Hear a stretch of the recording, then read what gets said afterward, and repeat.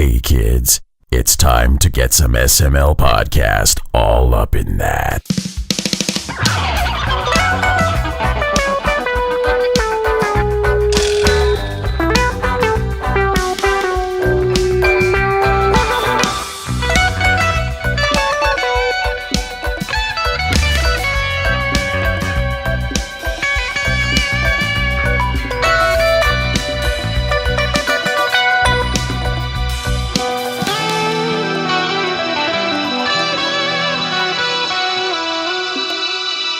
What's up, everyone? This is the SML podcast. I am your host, Joe, joining as usual, Cole. Cole, how are you doing?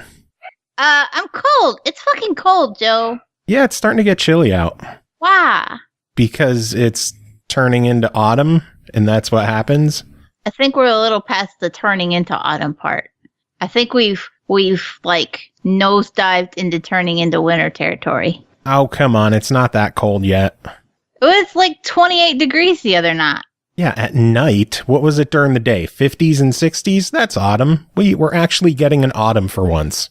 Yeah, but it's going to pour rain like piss out of a boot for like the next 4 days. That's not autumn. That's spring. Well, then again, my wife told me that we might be getting snow from that storm, so it might be winter. You keep that shit. You just said like the ultimate cuss word to What, me. snow? I can't. Yeah, fuck that thing. I love snow. I really do.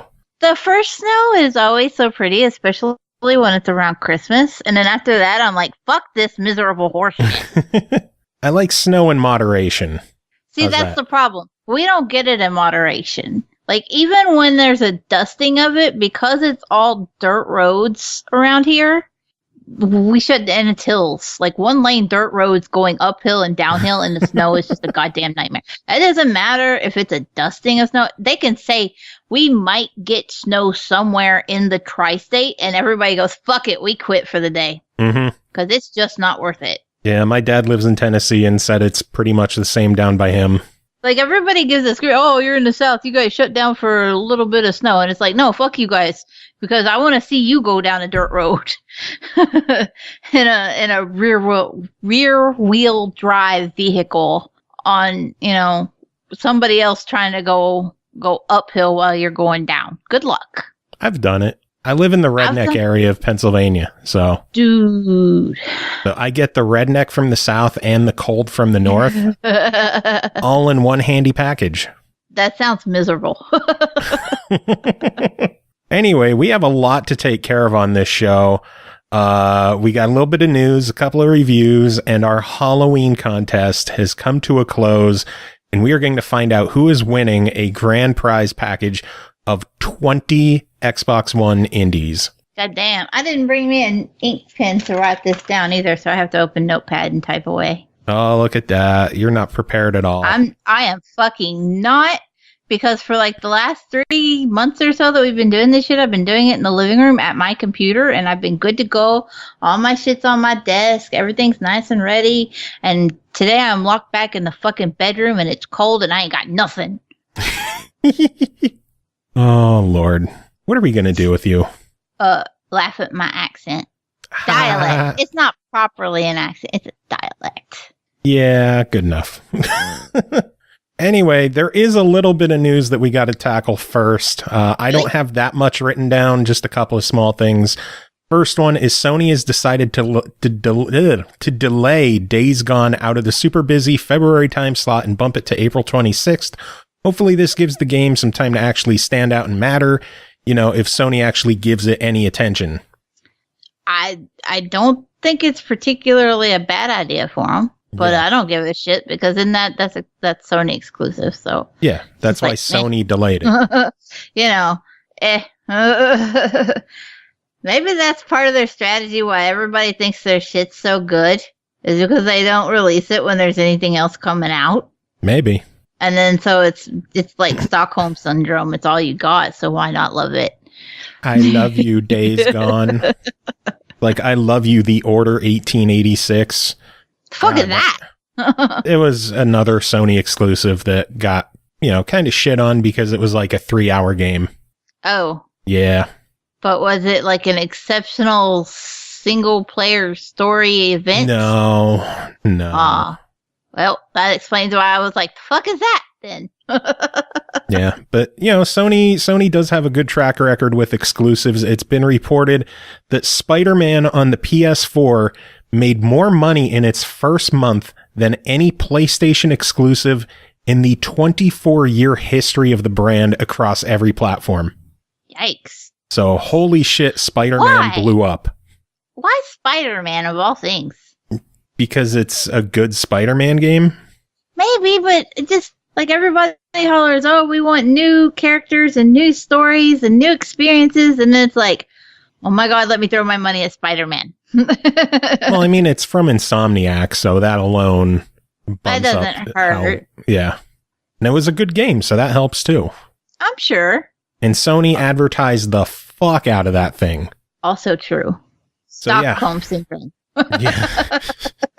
No, I think this one's actually just a good game. They're allowed to have good games. No, they're not. They're Sony.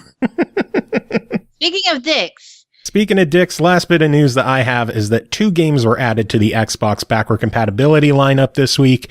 The first being Tropico 4 and the other being Lego Star Wars 2, the original trilogy. Oh, that's impressive. Yeah, it doesn't make much sense considering Lego Star Wars, the complete series is there, which includes the original trilogy. Well, but I'm sure there's probably somebody who just magically had games showing up that they didn't have because they didn't have the whole complete thing before. Yeah. There's always that one person that's like, fuck yeah, I got this now. And everybody's like, wait, but didn't you have that? It's usually me. But in this case, it's Star Wars, and I'm just like, Lego Star Wars 2, the original trilogy, was the first game I ever played on my 360. Wow. Yeah. I played Uno. Yeah, I think if I fire up my 360 and go to my achievements, if I scroll all the way to the very bottom, it's Lego Star Wars 2. I lie. I didn't play Uno. I played Pac-Man CE. That was on that little arcade disc. Oh, nice. Yeah, and it had like Pac-Man and Feeding Frenzy and Uno and a couple other things. And it was Pac-Man was what I played. And then I ended up playing all the others. And then I played Uno. And then I played Halo, and David used me as bait, and I said, fuck this, and I got good at shooters. Oh, Lord. But yeah, that's the news I have. Anything on your end? No, I don't think I wrote down any news this week. I was just like flying by the seat of the pants I'm not wearing. Not wearing any Which pants, means I was flying by my ass. Nice. Not my ass, though. My ass. Oh, Jesus. If we have no other news, we should move on. A quick thanks to Vertically Impaired. He just subbed to us before we went live for the 8th month in a row. So rock on to him. Yeah. He might be impaired in other ways, but thank you. Oh, he is. He said he's a bit buzzed, so hopefully he enjoys the show. Because the next big chunk of the show is going to be our Halloween contest. We have a hell of a lineup of games up for grabs, including Resident Evil games, Emily Wants to Play, the Outbreak Trilogy, Killing Floor 2, All-Star Fruit Racing, Graveyard Keeper. There's just a lot of good shit in there. Yay. A lot of good shit. And we asked there's some fear pee inducing games in that. There is. And the way you win is if you're listening to this now and you want to enter, you're too fucking late. So yep. I don't know what you're doing wanting to enter now. We've been talking about it all month long, but we told you that we wanted you to email us the scariest moment that ever happened in your life. And we have 24 entries. Nice. Are we still doing that where everybody that entered got something? Yes, everyone who entered is going to take home something. It might not be anything huge because I got to spread out all the prizes among 23 other people, but everyone is winning something. Very nice. Congratulations. Yes, I'm making sure I went through everything. It's going to be a game, maybe 2 games if you're lucky, and they're smaller games, but everybody is getting something. Nice. Yeah. Should we dive into these? Let's go. I have my notepad ready on the computer, blocking your face so that I can type this. Sweet. First email comes to us from Jack, who says, my scariest moment is not scary per se, but it was for me. It happened to me as a child of about 10 to 12 years old. I was playing with some small inflatable boat mattress thing in the water near the beach. Then a bit bigger wave knocked me over and I was under it with nowhere to breathe, and the current pushed me more underwater too. There were maybe 5 to 10 seconds till I got back to the surface, but I was just before a real panic attack that I will drown. That was the scariest moment of my life. Luckily, all went fine. Wish you all a happy Halloween. So nearly drown.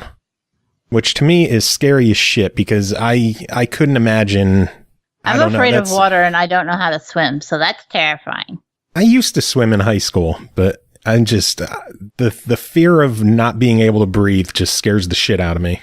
The college I went to, one of the donors had a child that drowned. And so they donated the money to have a swimming pool built on campus. And one of the requirements to graduate college was that you had to learn to swim before you could leave. Oh, God. I didn't graduate. That's fucked up. Yeah, I can't swim. All right. Next email comes to us from Martin Dippendall, who says, "Yo, what is up, guys? Scary moments, huh? Well, I can tell you many scary moments I had, like the time I dreamt I went to work without my pants on, or the moment when you reach the bottom of the stairs and you forget there's one more step. Oh, God, that sucks. Or when my phone falls on the ground with the screen turned face down and you have to check if it's broken or not. Not to mention some of my favorite scary games on Xbox, like Outlast or Dead Space or the Aliens game. But the scariest moment I've had so far is the time I went to a scare fest in a theme park. They built this big house and there was a guy that had a chainsaw and he stood on the other side of the hallway. He started chasing me and my friends. I was glad I had clean pants that day." Wow. I want to thank you for all the podcasts you make. I listen to them every day on my way to work. Yes, even the 420 episode. Much love from the Netherlands. Martin, thank you so much for enjoying the show, even our 420 episode. Yep. So, chased with a chainsaw. Too spooky. Which, out of context, is scary as fuck if you think about it. I was chased with a fucking chainsaw. All right. It's true. It's... Go ahead. Okay. Speaking of dicks, next email comes for us. Hey, this is actually kind of fitting. A Roto Tomato. Oh, God. Who says, "I mean, I could talk about the one time my father tried to choke my mom in the kitchen during a fight, but that's probably not the kind of scariest moment you're looking for. Let's go with a more nicer story. So I went on a vacation trip with some friends and family. I was a teenager at the time and we were all sleeping in a van. The trip itself was fine. We arrived, had fun, came back. Except I wasn't in the van. You see, we were supposed to return to the van at exactly noon. I thought it was 3 p.m., so by the time I got back from a place I decided to go by on my own, everyone was gone. There's that minute of, haha, it's probably fine, maybe they moved the van somewhere, and then you realize, oh, they moved the van to another state. Whoa. So there I was, sitting in a chair at the zoo, trying not to freak out. Then paranoia sets in. I start to see all these random people passing by like they always do. But now everyone is looking at me. Look at this kid all by himself. Is he lost? Can I take advantage? Rob him? Stab him? Rob him and stab him for fun? Wow. Those were the things going through my mind. Any noise coming from behind me scared me shitless. I look back and it's just kids playing. Someone sits by my side. I get scared. Someone looks at me for a second. I got scared. It's now 5 p.m. Holy shit, it's getting dark. Mind you, I had no phone at the time and too stupid to consider maybe asking someone for theirs and no coins for a public phone. Again, being stupid didn't help. Walk out of the zoo, down the street, and 2 stray dogs start barking at me.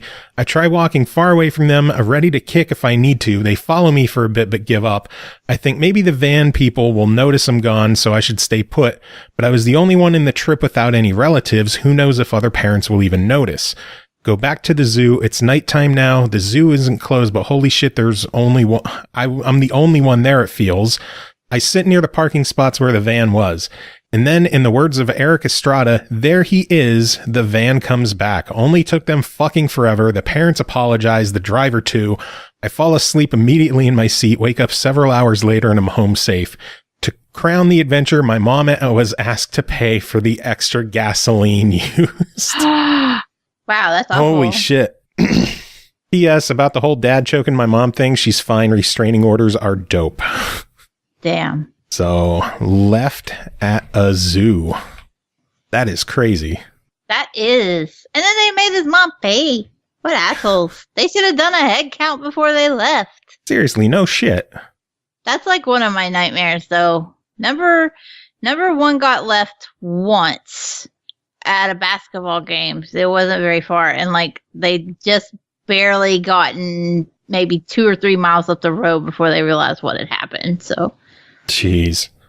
I was left alone in a theme park for maybe, I don't know, 5 minutes, and I freaked out like crazy, and then they found me, and that's my closest story. But next email goes to Talos167, who says, "Dear SML Podcast, when I was at Disney World at the age of 7, I was accidentally separated from my parents during one of the park's parades. I had to navigate my way around a very rambunctious crowd to find them. I was on my own for about 15 minutes. It was the scariest moment of my life." So lots of us were left at theme parks. I would have never left anywhere. What the hell were you guys doing? Being children. Okay, I wasn't a normal kid, so I concede. All right, next email's from Dark Mika's on Fire, so of course this is going to be a read. She says, "Yeah, bitches, it's on. I'm probably going to lose, but whatever. Gotta be in it to win it, you know? Anyways, my story. Shit, this is almost as old as the first one. Some background first. I live in southern Indiana. My grandparents used to live in Kentucky. Hey! Every holiday they would throw giant feasts and the whole family would go over and eat dinner together and catch up and all that jazz. I also stayed with them most weekends as well. To get from Indiana to Kentucky, you have to cross a bridge because of the river. That's where the story takes place. Exposition ain't it grand. Anyways, I was probably 8 or 9, maybe something like that. We had dropped by a Dairy Queen for a Blizzard for me. Fucking love them to this day. And we're heading across the bridge to my grandparents' house. I believe for a holiday meal, but I'm not 100% sure anymore since my stepfather wasn't with us. Usually he only missed a couple. We were going across the bridge. Traffic isn't slow, but not as fast as it usually is because it's holiday time and cold out, so roads are so-so. I was looking down into my ice cream because, well, kid plus ice cream equals full attention. Obviously. Suddenly, we slammed to a stop, skidding just a little bit. I nearly lose my Blizzard, which is blasphemy in and of itself. Start to look up and we're yanked around again. My Blizzard hits the nasty-ass floor of the car upside down, because why the fuck would it not do that exactly? Then we're jerked about again and again. My mind being a child isn't really focused on anything but the ice cream and trying to figure out what the hell just happened, because none of it made any sense to me. Mom checks to make sure I'm okay, even though my head and neck hurts from being jerked around and my shoulder hurts from the seatbelt I'm more focused on. Of course, my Blizzard. Oh, Jesus, the Blizzard. Mom lover, she was already used to me being a bit off, so she was like, well, pick it up then. Don't let it get all over the floor, which I do. I start eating again, content. Sad that some of it spilled onto the floor, such a waste. I wanted to eat that stuff. I don't think I even checked to see if there was anything nasty in the ice cream I was eating. Turns out we skidded to a stop to avoid plowing into a car in front of us that skidded to a stop. That alone almost made me lose my ice cream.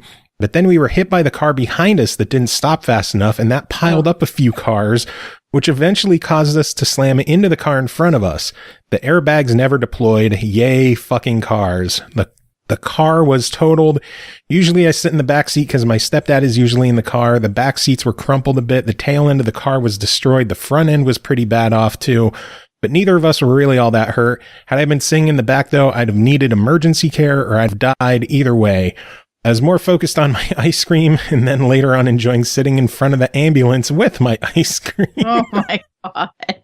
I'm fat. Ice cream always mattered to me, even back then. Oh, Jesus. In the end, we found that the guy in front that we hit, thanks to all those behind smashing into us, he stopped because the guy in front of him had hit something slick and braked as their car went out of control. Ironically, that car, the one responsible for all of this, fucking fine. 100% A-O-fucking-K.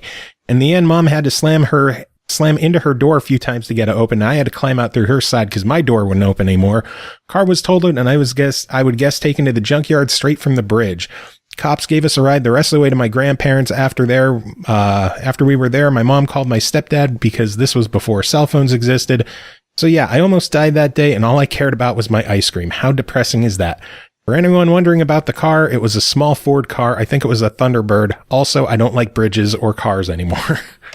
Good Lord. Ice cream is delicious. Car wreck, lost ice cream. All right, next email from John Powers, who says, I don't know if this counts as spooky per se, but it's the closest thing to having a spooky story. I was on vacation with my family a few years ago at a rental house in Michigan. This rental house was used as a hospital during World War II, which was a little spooky when you think of the fact that master bedroom is where the surgeries took place. Anyway, I slept in the basement, which originally was used as a sick ward of sorts. I remember clear as day being woke up by who I thought was my mother. She said, "It's time to get up," and I felt a nudge from behind me. When I get out of bed, I went upstairs and asked why she woke me up. Suffice to say, nobody in the house woke me up. Ooh. Weirds me out to this day if it was an actual ghost or of a nurse who worked there or something else that's easily explainable. Awoken by a ghost. Too spooky. That's a creepy one. Yeah. All right, next one is from my buddy Chris Serrani, a.k.a. Flick, and he's got another long one, so god damn you people. I get a drink of water. Remember all those times you were like, man, nobody writes in anything good. They don't send enough to read. Bet you regret it now. Hey, it gives us free content, so whatever. True. I just end up losing my voice a bit. If you're going to listen to this fucking show, you're going to contribute to it. Yeah. God damn it. Anyway, Flick says, I'm caught between two scary moments, so I'll have to defer to the one that takes place in an old tuberculosis hospital. I used to get together with a friend on weekends when he had access to an old TB hospital that was later converted and used for general purposes. The place was run down, essentially abandoned, but had a caretaker and electricity. Nearly all electricity was shut down except for the area that the caretaker lived in, which was near where my friend and his girlfriend had their cabin, which was the old gift shop of the hospital. Anyway, we'd go there on weekends, and I stayed the night multiple times. They had a bed and table and some lights set up in that old gift shop, which had windows facing into what used to be the main hallway entrance. One weekend, we stayed there for 2 nights. Bear in mind, it's literally just the 3 of us and the caretaker you never really see in this big old hospital, so there's no one else around to mess with you. Now, I was never a true believer in ghosts or any of the paranormal stuff, so I wasn't exactly freaked out to be staying there. My friends did tell me about experiences they had there, but never having experienced much of the sort in my life, I didn't think about it much. Ooh, I can only wonder where this is going. I just want to say, he gets a +1 from me already because I'm a tuberculosis carrier. Is there anything you don't have? Good health. Okay. Oh, God. Friday night, my friends are asleep, and I'm on the floor in my sleeping bag trying to fall asleep myself. The hospital is quiet, considering basically no power. My ears start hearing doors on the other floors occasionally slamming. No worries there. The doors aren't latched and all the windows are open, so hey, things move around. Then a hand scraped the top of my sleeping bag right over my head. I laid there for a moment, absolutely motionless, and after a few seconds, I throw the top of my sleeping bag up, grab my flashlight, and look around. Nothing. My friends are both asleep on the bed, and there's nothing near me that could have possibly touched me. I sit there thinking about what happened, and I know what I heard and what I felt. Something had just messed with me. I laid back down, eventually dozed off. In the morning, I'd be told by my friends that since I was new, I was being tested. Interesting. Saturday night, I was still feeling okay about things. We stayed up a while and chatted a bunch before we all turned in. My friends slept again as I checked on my phone before eventually getting tired. Dozed off for a bit before waking up, while later to a rhythmic tapping sound next to my head. I was sleeping right next to the hallway windows of the room, which had plastic film over them to help with insulating in the winter. Tapping sounded like it was the plastic film. I listened for a while and it went on and on. In my mind, I thought it could be a mouse that somehow got in between the windows and the film. Finally got to me, so I grabbed my flashlight in my sleeping bag with me, of course, flip up my sleeping bag, and shine a light on the window. Nothing. The tapping immediately stopped, and I saw no mouse or anything that would have been making the sound. I sat there and thought, damn it, is this for real? Laid back down, put my sleeping bag over my head again, and tried to doze off. Only a few minutes had passed as I laid there when scrape, the hand scratched over the top of my head again. I snapped straight upright in a flash. I looked around the room again and chuckled to myself. I never believed much in the paranormal, but there was no denying what I was experiencing. As frightening and nerve-wracking as it was, there was a sense of awe to it all. Perhaps this is what others sometimes experience. Maybe you really don't see ghosts and such, but more so feel and hear the little things they have the energy to do. Anyway, that was one of the more scary moments in my life. Ghost Cat is a close second, but that's another story for another drawing. You're gonna leave me on edge like that. That was a good one. I'm just writing scrape. I'm writing like full-fledged paragraphs from what you're saying, making legit notes, and then like I have a scoring system going on to the side here. Yeah. I'm the unprepared one. Ooh, Awesome Prime is hosting us for 4 viewers, so 4 more people get to listen into these scary stories. Ooh, spooky. Thank you for the host, by the way. So let's see. that was a really good one. I hope they heard that one. Oh shit. These are getting good. All right, next email from Mo M, who says, I live in Florida. I'm terrified of sharks, and my sisters know this. I don't even like going to the beach, but they were visiting from out of town, so I took them and they convinced me to go swimming. While in the water, they started humming the Jaws theme song, and not 30 seconds later, I kicked something below me. I don't know if it was a shark, but the 3 of us felt something below us. I've never swam faster to the shore and haven't been in the ocean since. I'm trembling just thinking about it. So there you have it. Scariest moment of my life. Shark? ? Awesome Prime with 25 biddies as well. Look at that. Oh yeah, that reminded me. Thank you, Awesome. That was awesome. Thank you. That was awesome. From Awesome. Terrible. I know. Next email's from James Parker, who says, the scariest thing that's happened to me so far was getting mobilized and sent to Iraq back in 2003. Didn't know what would happen going into combat.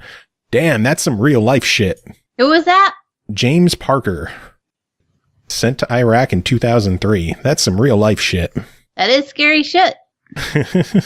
Eternal Rage just donated 200 biddies. Look at you. What a bitch. Seriously. I forgot I had them. I've been holding on to them all week. Sweet. I'll take them.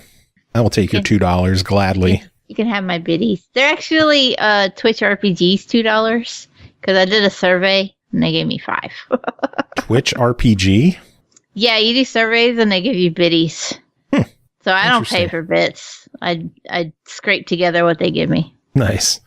Surprise. All right, next email is from BX Latino Heat, who says, good evening to the SML podcast. I'd like to share a very true ghostly encounter I had living in my parents' apartment before they moved into their new home. Every night, an odd feeling in my bedroom and always felt I was being watched, but thought nothing of it. At night, I would wake up in the middle of the night like I was being awoken by someone, and one night I was awoken and actually thought I was still asleep. That's when my horror began. My bedsheets were being pulled off me by a tall, dark, ghostly figure. At that very moment, I was terrified.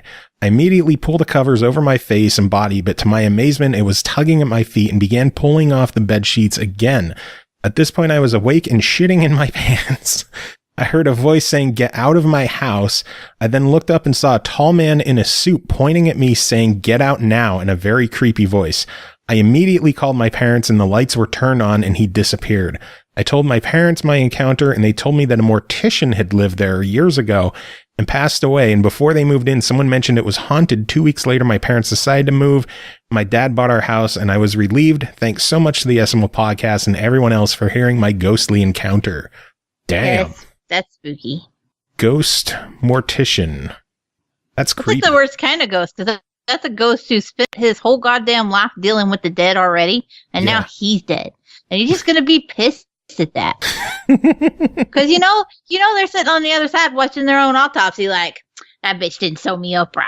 Son of a bitch. That's what they're dressing me in?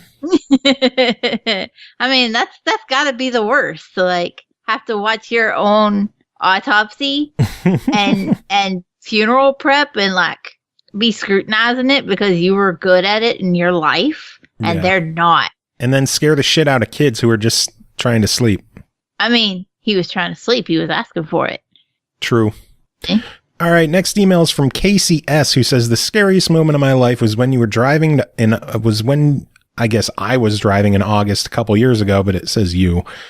Driving in August a couple years ago, it was dusk out and I was going down the road. I took to my left and looked back to the road and I see a couple of deer crossing the road. I hit my brakes, so luckily no one was behind me or in front of me, but I was inches away from hitting them if I didn't brake. I was shaking so badly I had to pull over and process what just happened. Almost hitting deer sucks. Hitting deer here is just like dinner, like a weekly thing. I'm not gonna say we haven't done it. We have rules though. If it dies from the impact, we don't eat it. Why? But if it's just injured, because like, I don't know, it just feels weird to eat one that you killed with the impact. And no, it's just a mental thing. Although a lot of people, and we've done it before, like donate the meat if that happens. There's not particularly anything wrong with it. It's just I can't bring myself to eat total roadkill. But like if it's injured and can't run or something, then put it out of its misery, and then hey, it's fair game. Literally fair game. So womp womp. It was a bad pun. We hadn't had one. Yeah. All right. Next email is from Billy P, who says, I have a tale to share. While maybe not the scariest out of all the entries, this one is quite horrifying. One that many might have also witnessed. Let me set the scene. It was late. It was dark. I was alone. There was an odd breeze in the air, made me feel a bit uncomfortable. Nothing happened that night, though. The true horror I experienced was a couple of days later. Of course, it was when I first listened to the SML podcast. It was another podcast to listen to. Nothing spooky at first, but then the horror. Joe let it slip that he doesn't like the acronym LOL. The concept alone sent shivers down my spine. Even recollecting this memory, trembling as I type, I very well may be on the verge of throwing up. Truly terrifying stuff. I also didn't win the giveaway that day, which also added to the horror. Joey monster. Joe hates LOL. Thank you, Billy. That I needed a good laugh. There were some tense ones there, so it was good to get a nice breather, I guess. Next one is from Chris 35710, who says, my scariest moment, enjoying my quiet time and taking a hot shower when I reached for the shampoo and a huge cockroach was there. I ran smack into the glass shower door and bumped every wall just trying to escape while screaming for my life. I'm sure I peed a little too. Fear pee. Although I don't know if fear pee counts when it's just over a cockroach, guys. Like, it's just a bug. It was an unexpected cockroach. Are cockroaches ever expected, though? Yeah, sometimes.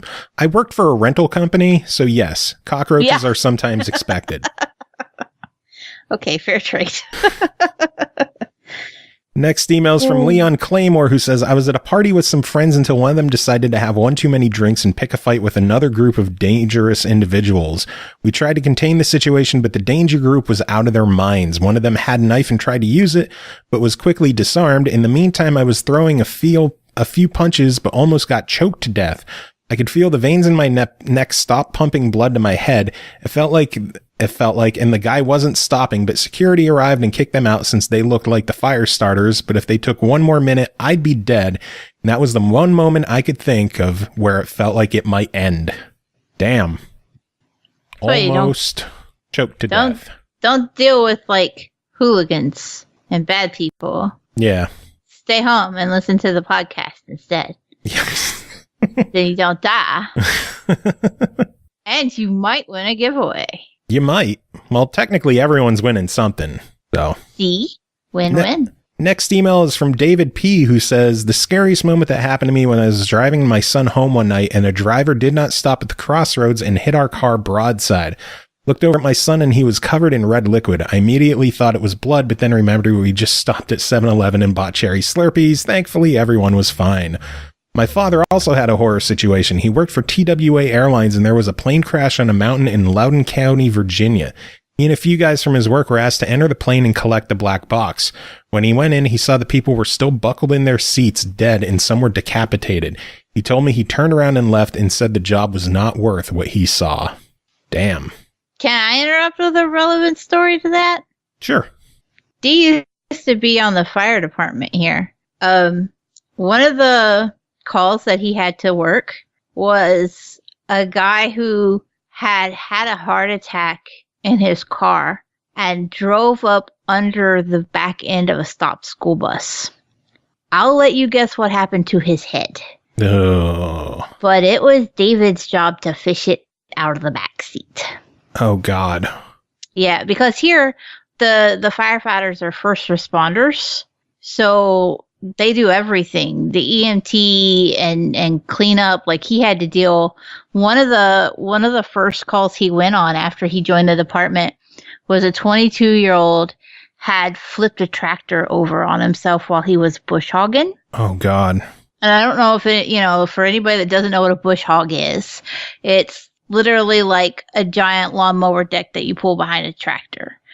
And so when the kid flipped the tractor, I say kid, he was 22, but it flipped him off and the bush hog ran over him and cut him in half. Ah. Yeah. And that's only like 2 of the hundreds of stories that Dee could tell while he was on the forward department. God damn. Yeah. It's a gruesome job that people like. It's one of those things that we kind of take for granted. We think, oh, firefighters put out the fire. And it's like, no, they also dig your head out of your car when you get decapitated after you run up under a school bus. Yeah, I remember him coming home that night, and I had to wash the blood out of his uniforms, his turnout gear. It was horrible. Damn. Yeah. Anyway, carry on. All right. Next email's from Nathan Ashton, who says, "Evening, Joe. Sorry this might be a bit long. Going to condense it the best I can. Yeah, it's a kind of long one. So years ago, I managed a local dive restaurant in my town. 3 years of cooking, 10 years of management, decent job, but the only downside was late nights during the summer. Some nights I would get out at 1 a.m. only to have to be back by 6 a.m. to unload the weekly truck. That was booty cheeks." Okay, that's a good one. Booty cheeks. Summers were full of tourists coming in late and right before close trying to order a late night snack. No problem, except one night we had a group that from the moment they stepped into the restaurant gave me an uneasy feeling, and I never get that feeling regardless of whomever it may be. I decided to ring them up so we could get them out. That way we could close up and lock the doors. We closed at 10 that night and they walked in at 9:58. Happened more than I liked, if I'm being honest. So as I'm ringing them up, they start asking a few questions, first about the menu, then about the equipment in the restaurant, and finally about our staffing. I found that to be a bit out of the ordinary and tried to divert their questions and talk about our food. Didn't quite work. I placed their order, took their money, gave them their change, and had them wait at the window while we boxed up their food to go. I noticed they were waiting for their food to be handed over them.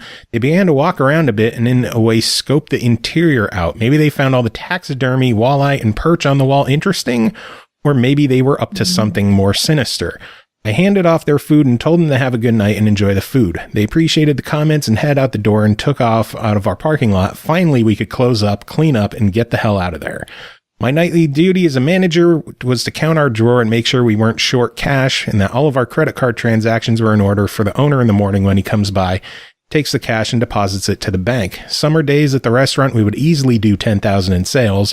Usually there'd be close to 4,500 cash sales and the remaining in credit card or gift cards. While the staff cleaned and took out all the trash out the back door, I counted my drawers, finalized credit sales, and bundled everything together to get ready to be placed into the safe for safekeeping. As I finish up my drawers, I hear the back door slam open and the staff come running inside, thinking they were horsing around like they usually do. No biggie, I was wrong. The last cashier came walking in with 2 guys. One had a knife pointed at her chest while the other had a hand in his pocket saying he had a gun and wouldn't be afraid to use it. It was easy to recognize that this was the group from earlier that ordered right before we closed. I wasn't willing to lose my life, so I bent down, opened the safe that was unlocked at the time, and prepared to hand over the bag of cash. As I bent down, they let go of the girl and rushed to me, one holding me down and the other kicking and punching me while he grabbed the bag of cash. Staff wasn't sure what to do, so they stood there in horror while watching. That's probably what I would do too. Thankfully, once they got the cash, they bolted out the back door and out into the parking lot. Staff called the cops while I laid on the ground bloody and just come to find out badly bruised ribs. Cops arrived minutes later without any luck in finding them, and sadly we did not have cameras at the time. Lucky them. I had nightmares for weeks and hated working nights after that. That's the first kind of robbery in which someone was hurt in our area in a long while. Not sure if they were local or tourists, but they were never caught. A few months after that, I put in my 2 weeks and started working at a retina clinic. Haven't been back to the restaurant since. Some may call me a coward for not fighting back or fighting for my staff. I think I made the best choice for everyone. Who knows if they even had a gun? If they didn't, we could have overpowered them and possibly held them until the police arrived. But what if they really did? Then what? I like to say, bitch, my name is not Enrique and I cannot be your hero. Yeah. Jesus Ninja. So, damn. That's a tough one. All right. Next email is from our friend Pernell Vaughn, who says, I received my first student loan invoice. That'll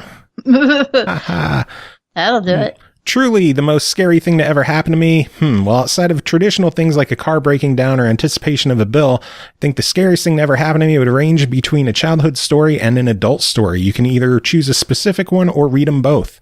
Well, I guess I'm fucking reading them. Or should I pick one or read them both? I like to make you suffer, because that's friendship. All right, so childhood first. On one Halloween night, my cousins and I were walking around a suburban neighborhood collecting candy. None of us actually lived in said neighborhood, and we were walking there from a relative's place that lived in a nearby neighborhood. I may have been about 6 or 7 at the time. We walked up to a peculiar house that had lights on the porch with a pumpkin basket labeled "Take One." There were dolls and ornaments strewn about the porch.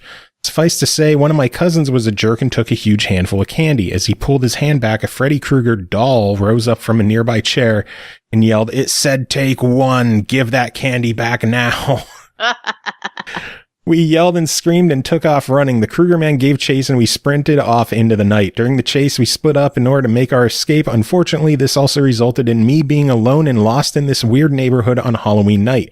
On one hand, I was scared. On the other hand, I had recently watched the Garfield Halloween special and had one thing on my mind: candy, candy, candy.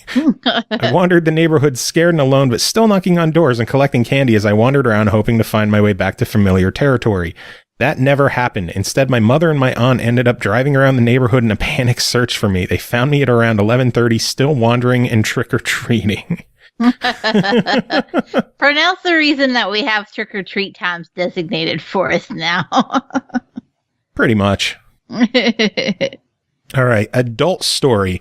Not really a story so much as an experience. When I was in college, I went hiking along a Virginia hiking trail called McAfee Knob with some college friends. As an inner city guy, I had never gone hiking in the wilderness, so this was all new territory for me. We had a bit of a late start, but got onto the trail and everything seemed to be going well. Hiked all the way to the top, took pictures, basked in the glory of nature. Unfortunately, we started down way too late in the sunset before we could reach the bottom. We could barely see where we were going. The terrain was not very safe, and I was not comfortable in the woods at night. Too many horror movies. And he's a black guy, so he should be scared. Horror movies. At one point, my roommate almost fell off the trail into a pretty deep ditch, but I ended up catching him. At one point, we stumbled across a campsite, and a pair of men were sitting around a fire while eating beans. We explained our plight to them, and they offered to let us crash at the campsite with them overnight. The other guys were considering, but I got really panicky about the idea in my head. Not sure that was due to stuff in the dark piled up that I couldn't see, but the fact that these guys were creepy strangers or horror films in general, but I wasn't down for this. Out of nowhere, I blurted out probably the most racially stereotypical thing that I could have said. "We much appreciate the offer, guys, but Kentucky Fried Chicken closes at 10, and I really want me some honey barbecue wings, so we gotta go." God damn it, Purnell. In the end, we managed to make our way back down the pass, and it wasn't until sometime after 10 p.m. there were no wings consumed on that evening. They didn't even get the wings. That's the real horror. They didn't even get the wings. Like, once honey barbecue wings are mentioned, then fuck it. You just have to have them. Also, now I'm mad. Like, I'm going to send David to town and be like, I know I already made a giant pot of chili, but bitch, we need some honey barbecue wings right now. I didn't notice while I was reading No Time dropped 250 biddies. So we're getting all the biddies tonight. Lovely people. Well, mostly. You know. You donated too, so. I'm not lovely. I'm an asshole. All right, next email is from Brian Martinez, who says, "When I was a kid, I'd always be playing baseball in my backyard. I had a bad habit of hitting the ball over and into my neighbor's yard. They were always nice enough to throw them back over. I never dared to go into their yard because they had a fairly new German Shepherd pup. It was like a year old, but not really trained yet. It was a bit wild, but still big in size. One day I hit my last wiffle ball over my neighbor's yard. My neighbors weren't home that day, so that was my last wiffle ball. I could see it plainly in sight in the middle of their yard. Their dog was a distance away sleeping. I figure maybe I could hop over really fast, get it, and get out, and the dog will never notice. I decided to go for it. Feeling nervous, trying to be as quiet as possible, I climbed the fence. It makes a bit of noise, but not that loud. In my neighbor's yard, I inch closer and closer. I'm 5 feet away from it. Then I see the dog bolting right at me. Oh, God. My heart sank to the goddamn floor. I swear I moved faster than the fucking Flash, and I got the ball, jumped the fence, and as I got to the fence, the dog got a hold of my shoelace for a split second, but it wasn't enough to pull me back. I just got over, thought I was going to die by a dog. 10 minutes later, the neighbors get home. They made a movie out of that. Eaten by dog. All right, next one is from John Prudlow, another long one, who says, "Hello, SML podcast. Are you ready to hear something spine-chilling and gruesome? You unlock a door with the key of imagination. Beyond it is another dimension, a dimension of sound, a dimension of sight, a dimension of mind. You're moving into a land of both shadow and substance, of things and ideas. You've just crossed over into the Twilight Zone." What an intro. The scariest moment of my life happened almost 2 years ago. It was one of those moments in life that often play out as a pivot point and change a whole paradigm. If you don't appreciate the advances that have been made in medical science, then consider this story and be grateful for each day that you get up out of bed. It was a chilly winter day that, burp. That came out perfectly. It was a chilly winter day that slowly warmed well above freezing. The warmer air was enough to melt some of the recent snowfall. I'd recently picked up a new lease car and was excited about driving it with that new car smell while I broke it in. After a quick lunch with my brother and my dad, I headed back up north to my place and my new ride. It was just before Christmas. I wanted to stop and buy some groceries on the way home so that I could settle in for a couple days and hibernate a bit. A long winter nap with some food, booze, and video games, if you will. I noticed that starting to snow as I headed home. After a quick stop to load up on a few goodies, I made the short drive down the road to my apartment. The snow was starting to pick up now, and I wanted to get inside before it got messy. As I started back up towards my garage, a thought occurred to me. You see, that morning, I knew I would be transferring some items out of the old car I was trading in for my new car.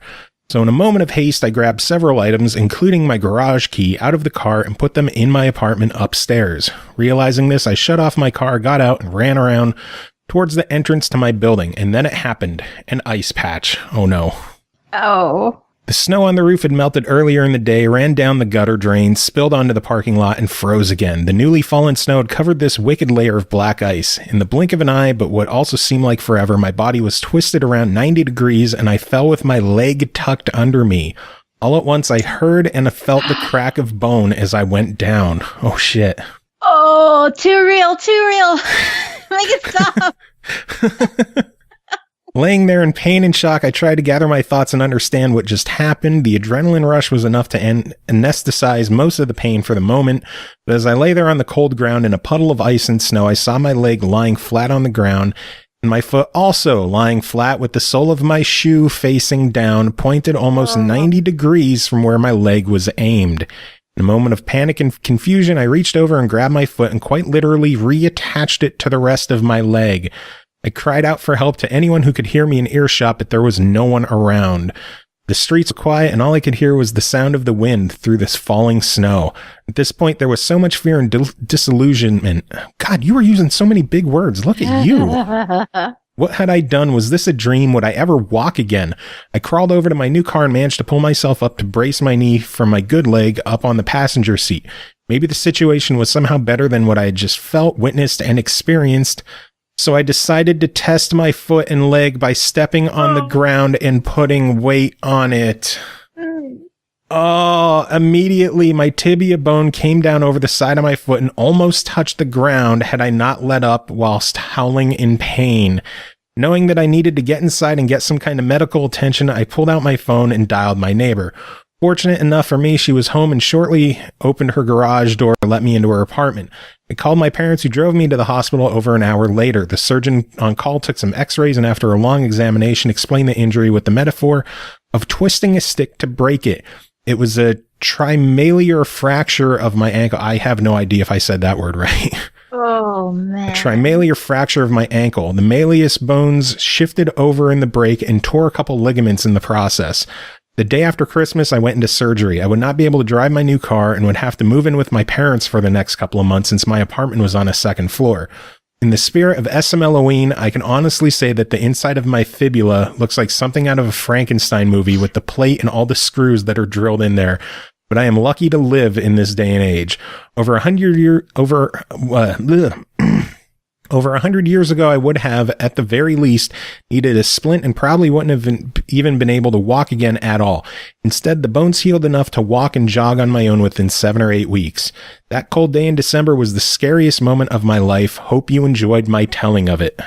No, I didn't. I didn't. My knee. I'm having flashbacks. I just wrote severely fucked up leg. Oh, God. Too soon. We are down to the final 5. The next one is from DJ Infine, who says, "Hi ho, my scariest moment in my life was last year.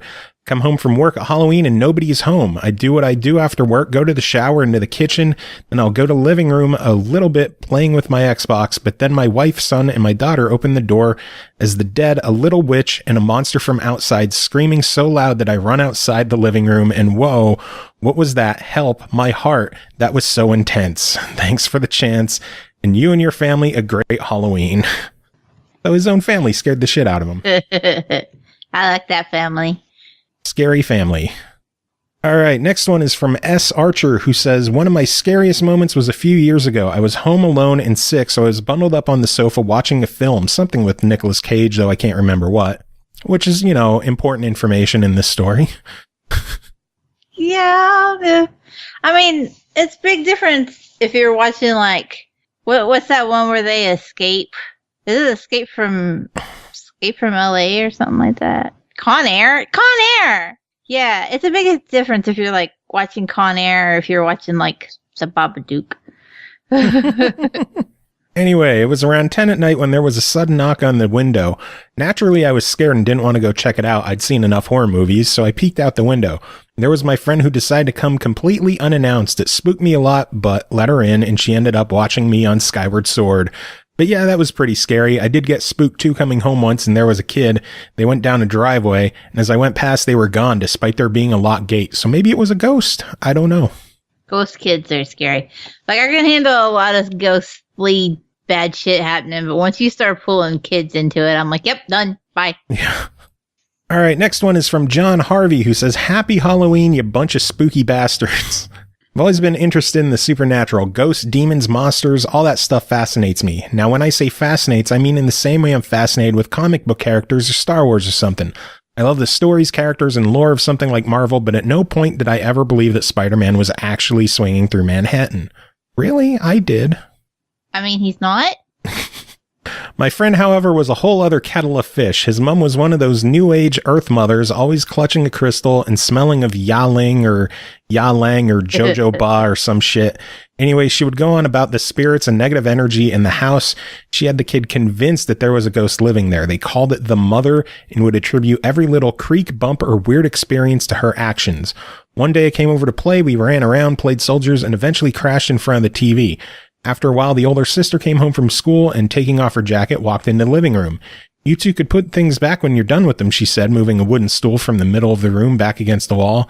"It wasn't us, Sharon." We'll call her Sharon for this. "It wasn't us, Sharon. We've been watching telly all day," her brother protested. "Aw, who else could it have been?" snapped back Sharon dismissively. And that's when the Earth Mother chimes in. "It's the mother spirit, Sharon. She just wants to sit with the kids, protect them and the family, and she's a protective spirit." Sharon, who is older and obviously a bit sick of her ma, quickly told her to stop being stupid. God. This led to a bit of a shouting match, the mum saying she moves the chair to be close to the family. She explained how this always happened, especially when kids are around, and she moves it to the middle of the room right next to where everyone is sitting, then started listing all the times this has supposedly happened. Sharon ended up doing the old whatever mom and walked into her room, slamming the door shut. Anyway, a few days later, I'm back and we're watching TV. When Sharon came running through the front door, "Holy shit," she said, "wait till you hear this." Turns out Sharon, sick of her mom's stupidity, had gone and done some research, hoping she could find something to convince her mom that the house wasn't haunted. Instead, she found some old newspaper clippings regarding a family who lived there years ago. The father had been killed in the war, the mother being left with 2 small kids she couldn't provide for. She must have worried about how she'd be able to protect them and came to the conclusion that heaven would be a better place for them. She gave them a glass of milk laced with rat poison and then hung herself. The article included a rather grisly picture of the crime scene. Where we had been sitting before watching television was a couch. Laying upon this were 2 children dead from poison, and in the middle of the room, hanging from a beam, was the mother. Beneath her, kicked over and lying on its side, a wooden stool. A wooden stool that would have been in the middle of the room before she kicked it over. Had the ghost been reenacting the last day of her life, trapped in an ever-ending cycle? Or had Earth Mother heard this story and woven some truth into her BS tapestry? You be the judge. Good luck, everyone. Have a spooky Halloween. BS tapestry is my new favorite thing. I'll just That's put so the good. mother.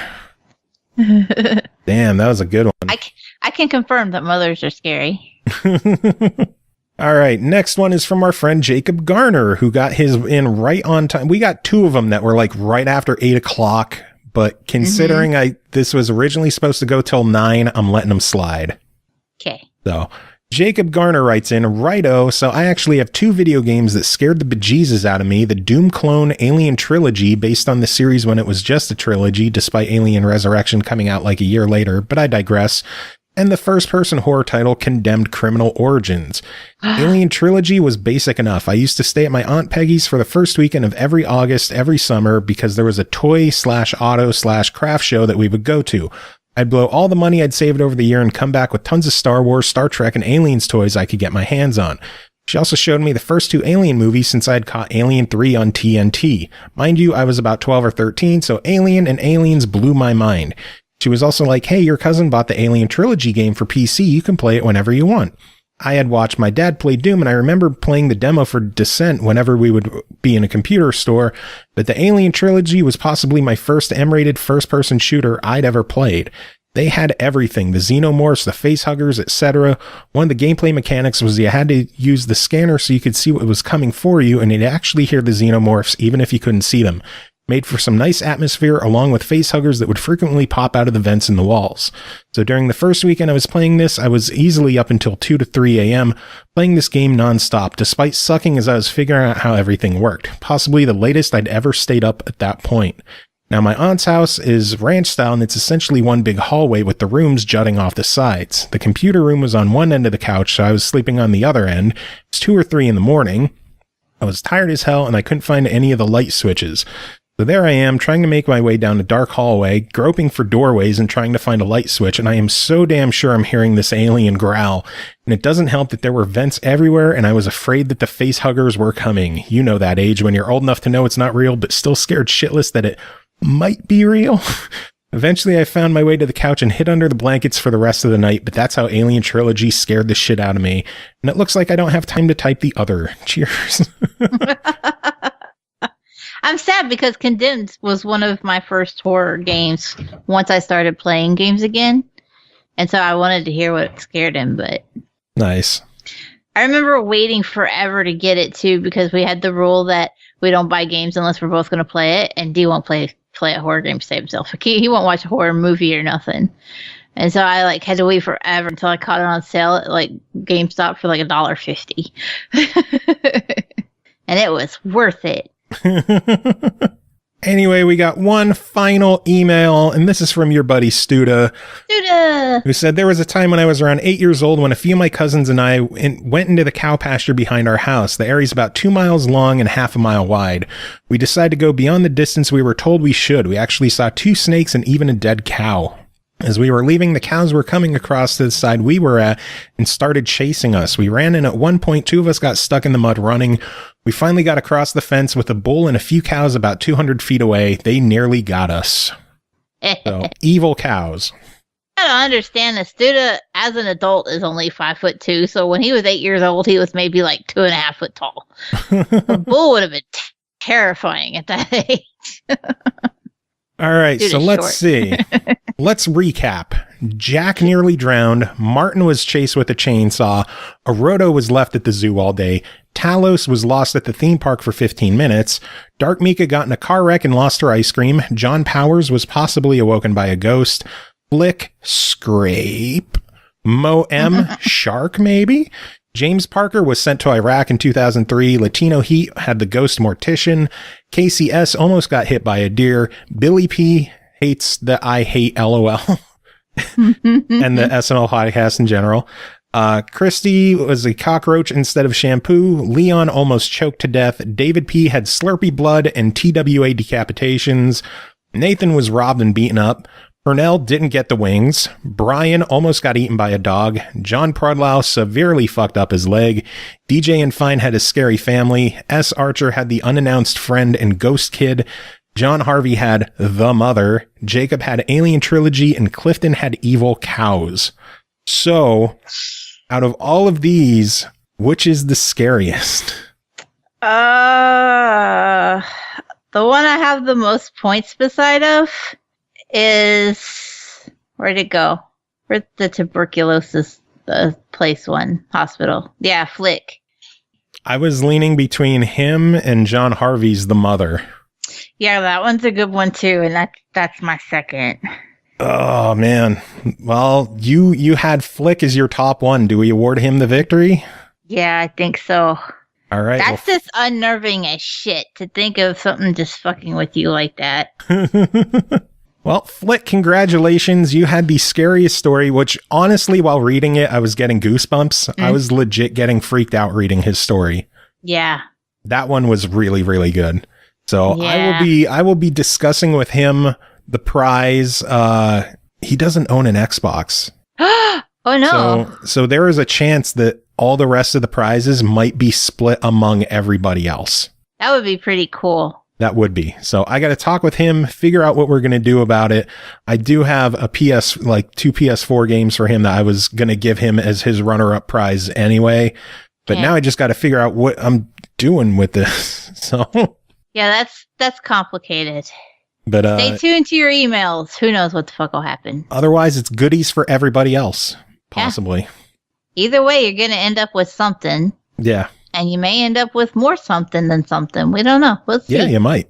Congratulations. So, congrats to Flick. And that's it for our Halloween contest. So we're going to take a quick break. We're going to regroup and we're going to be back with more show. Sound good? Sounds good.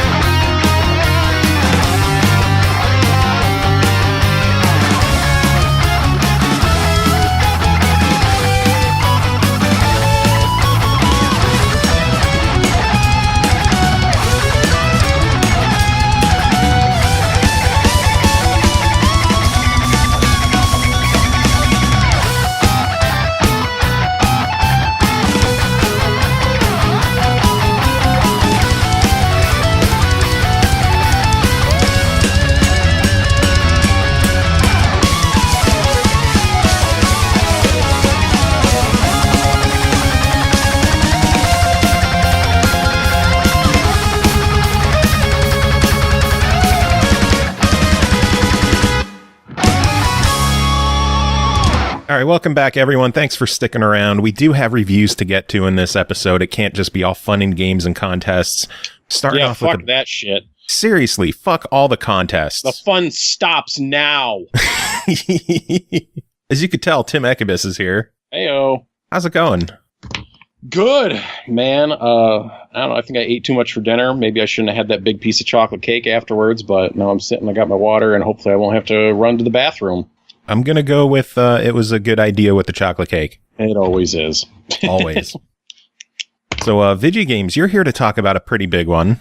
Yeah, yes. Gosh, perhaps my biggest review to date. A niche little indie called SOULCALIBUR VI, developed and published by Bandai Namco, released October 18th on Xbox One, PS4, and PC for $59.99. Bring more than your fists to the fight. Featuring all new battle mechanics and characters, SOULCALIBUR VI marks a new era of the historic franchise. Welcome back to the stage of history. Tim, how is SOULCALIBUR VI? Welcome back to the stage of history, motherfucker! Brr, brr, brr, brr, brr, brr. Please tell me there's air horns in the game. Maybe. I don't know. We'll get to it. Isn't that a great way to start a review about SOULCALIBUR? It's like, I don't know.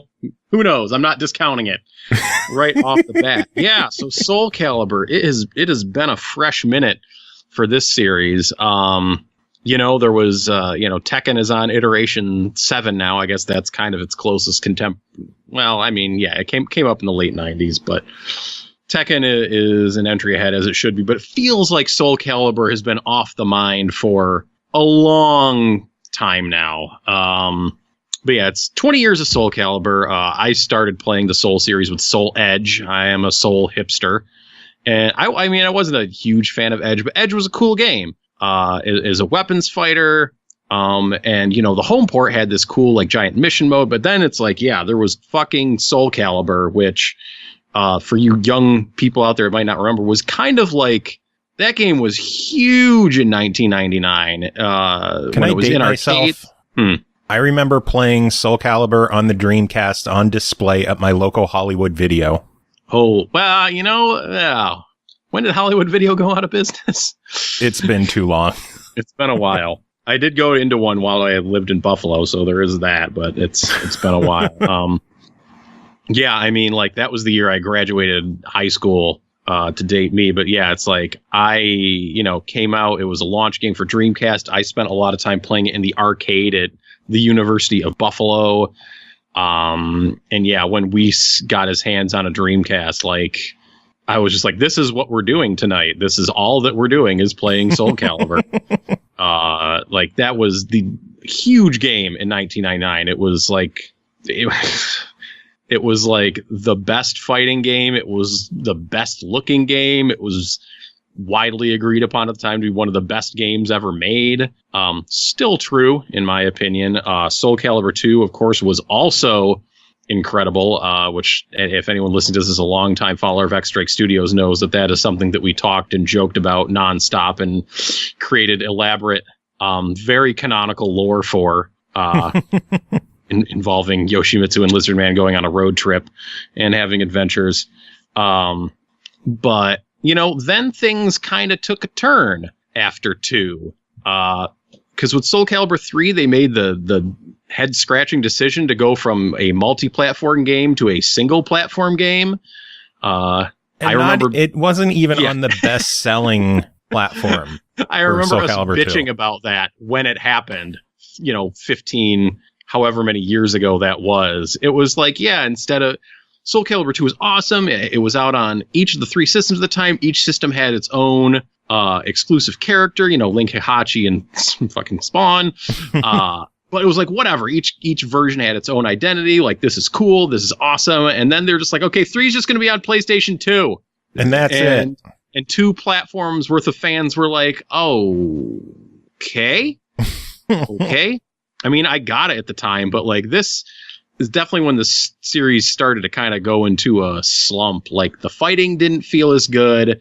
The story mode ended up being tedious because there was like these dumb QuickTime events in the middle of it, like the same QuickTime event in the middle of everyone's story. Like, their replacement for the mission mode, which had been so awesome in Soul Calibur 1 and Soul Calibur 2, was like this turn-based, real-time, I don't remember which strategy thing where you played as your creative character, and I just remember it being tedious and didn't get very far in it, and I was just like, okay. And then 4 came along, and in 4, I feel like the fighting was better. They had a slightly better mission mode, and that they had this tower you had to fight your way up.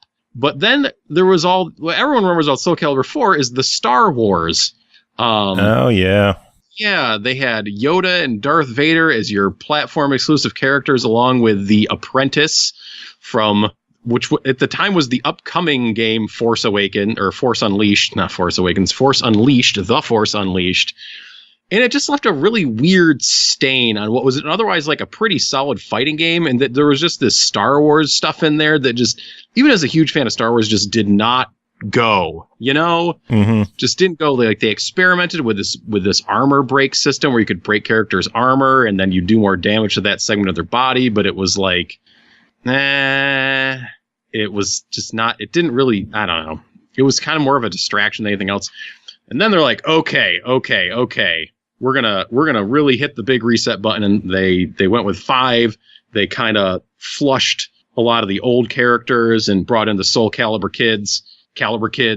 So instead of a lot of old favorites, you had a ton of new characters who use similar weapons, and they're like, okay, we're doing this big story mode to kind of explain everything. The story mode was like a huge disappointment. Like, that game. Oh my God, Soul Calibur 5 was such a fucking disappointment for me. And it was at that point, I'm like, man, we are 3 iterations removed from Soul Calibur 2. Like, maybe this series is just gone. Maybe it's just lost at this point. Like, the story mode sucked. Like, the new characters, like, I understand trying to freshen things up, but none of them really jived with me. The unlockable character, like, Killick was in it, but he was now an Edgemaster type character. They changed Lizardman, who was one of my favorites, so that he was like totally different.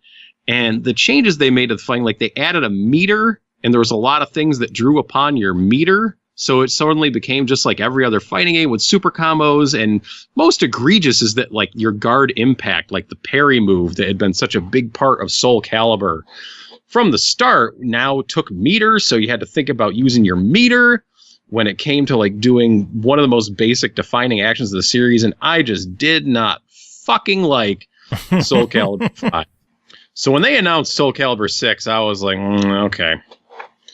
All right. And especially when they announced it and they're showing super combos in the first videos of the character announcements, I'm like, oh man. Oh boy. I don't know. Should I be worried about really this review? Very skeptical. Yeah, well, it's like, we're in a hell of a fighting game renaissance right now, kind of kicked off by Street Fighter 4, which was like 10 years ago at this point, but still it's like, fighting games are thriving all over the place. Street Fighter 5 and Dragon Ball Z is taken off. And you got tons of anime fighters that are thriving. I talked about BlazBlue Cross Tag Battle couple months ago. Like Mortal Kombat's doing well, the Injustice games, there's like Guilty Gear, Smash is huger than ever, like Evo is huge, there's all these things. It's like, okay, well, I guess Soul Calibur and Tekken, of course, Tekken 7 was a great game. So now here comes Soul Calibur. How does it stack up? How does it stack up? Well, guess what? This is like the fucking sequel to Soul Calibur 2 that I have been waiting for forever. Oh my God. This game is such a relief to play. Woo! I'm so happy to hear that. Oh my God. I was so happy to play it. Like, yeah. I got like an inkling of hope when they did the network test a couple weeks ago, and I was just looking at the menu. I'm like, okay, it looks like there's 2 solid single player modes in here. The fighting felt pretty good. I'm like, okay, maybe there's something going on here. So, all right, we got Soul Calibur 6 back to basics. Official title. So you got 20 fighters. The vast majority of them are returning fighters, pretty much hitting, I think, the who's who of what people want to see in the series. There's 3 new ones, Graw, as well. And the guest character, Geralt, the Witcher, from the Witcher series, which is a nice extra bonus for me because I fucking love the Witcher games. So it's freaking Geralt. It's his voice actor and everything. And he fits in really well. Yeah, just to talk about the new characters real briefly, like Graw has a like double-bladed staff thing, blades on each side, think kind of like Darth Maul-ish, I guess. Which is cool, as well has like, I don't know, they've kind of done this type of character before where he magically makes different weapons appear. It's not my favorite archetype. And the Witcher mostly, he's like, he's a swordsman, compares mostly to Mitsurugi except with some magic, but he's been a lot of fun. I've been playing a lot of him online. They have a 4-character season pass, but oh wait, Tira's already in the game. Yeah, that's weird, that's right? a touchy subject to some people I know. It is a little. It's just like, man, if you're gonna have it benefit. Just don't. If you're gonna sell a season pass, if you're gonna have DLC, don't have it there the day the damn game launches. Like, yeah. That just has been like a no-no since like the 360 days, And don't have one of the characters in the online beta test. Yeah, she's even in the online beta. She's in like the where did I see her? She must have been in one of the story modes that I ran into her. Like she's just in the game there, not dissimilar. I mean, admittedly, like some of the BlazBlue Cross Tag early DLC characters were in the game, but they were also free off the bat to download, the ones that appeared in the story mode. But Tira is paid if you want to actually play as her. I mean, I would think it would benefit like the game and developer in general if, say, like, hey, the first DLC character hits like a few weeks to a month after the game comes out. So then it's like, oh, okay, people will look at your game again and get back online because there's a new character. In the end of the day, not a deal breaker, just kind of makes you go, It's just kind of like, It's like you're not mad, you're just disappointed. Yeah, it's just like, what are you doing? Stop it. But there's 3 more characters coming along the way, and also included with the season pass is like some character creation stuff which we will get to at length. I have as many notes on the character creation as I do about the entire rest of the game. I was fervently texting Weiss Friday night, not talking about how the game played, just talking about the stuff in the character creator. Oh God, which we'll get to. But yeah, when you do unlock a character, not only are they playable. In the online, you get their style to use in your creative characters. They unlock their story in the story mode. So you're getting more than just the character to play as. But the fighting system, it feels like classic Soul Calibur. It feels like Soul Calibur 1, Soul Calibur 2. There is meter in this game, but it's only used for kind of your super art and this other thing called a soul charge, which basically empowers your regular attacks and makes available some other moves. It doesn't charge very fast. It's not central to the fighting the way like meter management I feel like is in something like Dragon Ball or Street Fighter. Like it's there, but it just gives you access to those moves a few times in a match, and it feels good. It feels like not too much, but it just just enough. One of the new things they added is called the Guard Edge, I think. There's a lot of mechanics in this game. So what this does is you do kind of like, it looks like a parry, and your blade like gets wreathed in like this white flame, and if somebody smacks you while you're doing that, it enables this quick little like slow motion rock paper scissors clash, which is cool and looks cool. But if you just keep charging it up, it does like I believe it's an unblockable attack, which does a lot of damage. So that's a cool thing to play with right there, because if you hit somebody before they get the slash off, well, then you're enabling this other little mini game thing. You can try to dodge the attack, or you have moves in your arsenal which will break that guard specifically, which they tell you about in the tutorial, which we'll get to. And guard impact doesn't cost meter. So you can have these dramatic back and forth, parry battles, which I fondly remember from Soul Calibur 2. These dramatic, like, okay, I hit you, you parried, then I parry your counterattack, then you parry my counterattack, and just going back and forth. Nice. It's cool. The characters, I haven't gotten to spend a massive amount of time with every character, but the characters that I've played with, they feel like their old selves for the most part. They've moved some of their attacks around, I think, to make things a bit more uniform from character to character, so that and I always felt like the Soul Calibur fighting system to begin with was very intuitive. You have your horizontal slash, vertical slash, your kick, and your guard, and kind of you have your 8-way run and pushing directions with one of your attack buttons usually kind of sends an attack in that direction. If you're like pressing down towards your opponent, you're going to kind of stab towards their shins. If you push at your opponent, you're going to do more of a direct thrust. You pull away. It might be the attack like comes from more behind you in a larger arc or something like that. I always felt like it made a lot of just sense. It was just always very intuitive in my head. Playing Killick, who was like my main in Soul Calibur 2, took some getting used to, because it feels like they moved his moves around a lot. But, the characters, they feel like they feel. They haven't dramatically changed anyone, I don't think, that I've found to this point, unless there's someone I'm forgetting. But they have their moves. They're familiar. If just things have been moved around just a little bit. But for the most part, very good, very happy with that. Now, modes. They got a fucking mission mode in this game, an expansive, globe-trotting mission mode, just like the old games, just like the thing that everybody loved about Soul Edge and Soul Calibur 1 and 2. Oh, it makes me so happy.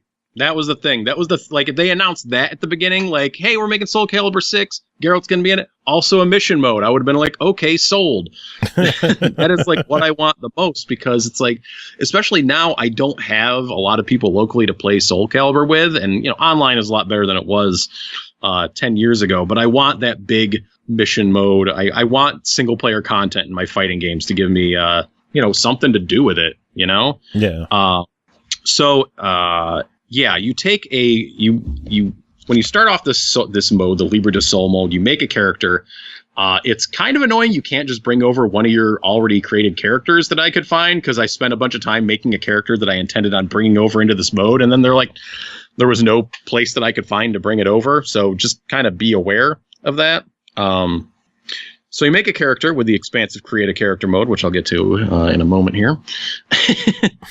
And then, you're dropped into there is story to this. You get paired up with Maxie pretty early on and start going on an adventure from town to town. There is a darn good tutorial in here. Like, if you've never played Soul Calibur before, if you are not into fighting games at all and you wanted to pick up a fighting game, like I have always, like, Soul Calibur is the game to pick up, because I do feel it is very intuitive, and they do have a really good tutorial stage here where you go to talk to this old kung fu man that lives up in the mountains, and they explain things like pretty, break it down. This is how guard works. This is how vertical slashes work. You can avoid vertical slashes by running around. You can't do the same with horizontal slashes. You have to kind of hold block in order to duck in place and do crouching moves.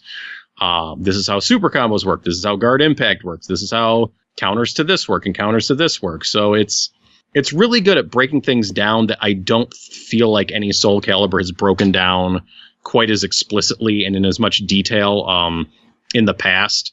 And I should also mention, like, when you go into if you're in your training mode, like, they have a bunch of just like text in there, like different techniques for different characters and a lot of basic techniques. Like, it's kind of a bummer that they don't have like outright demonstrations of it, but it's stuff in there. It's like more advanced fighting theory for different characters, which is cool. That's pretty awesome. It is pretty cool. I'm like, yeah. So if you are not sure which character to pick up, or you want to just look, I'm reading through that stuff. Like, I don't claim to know everything about Soul Calibur at all. So yeah, there's a good tutorial in there to get you started.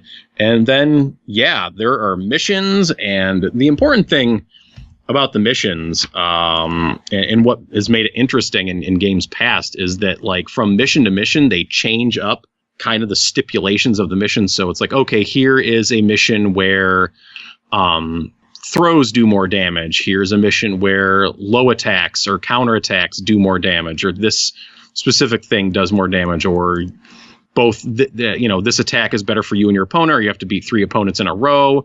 There's a good one pretty early on where you are on the deck of a ship and it is super slippery, so you go sliding all over the place.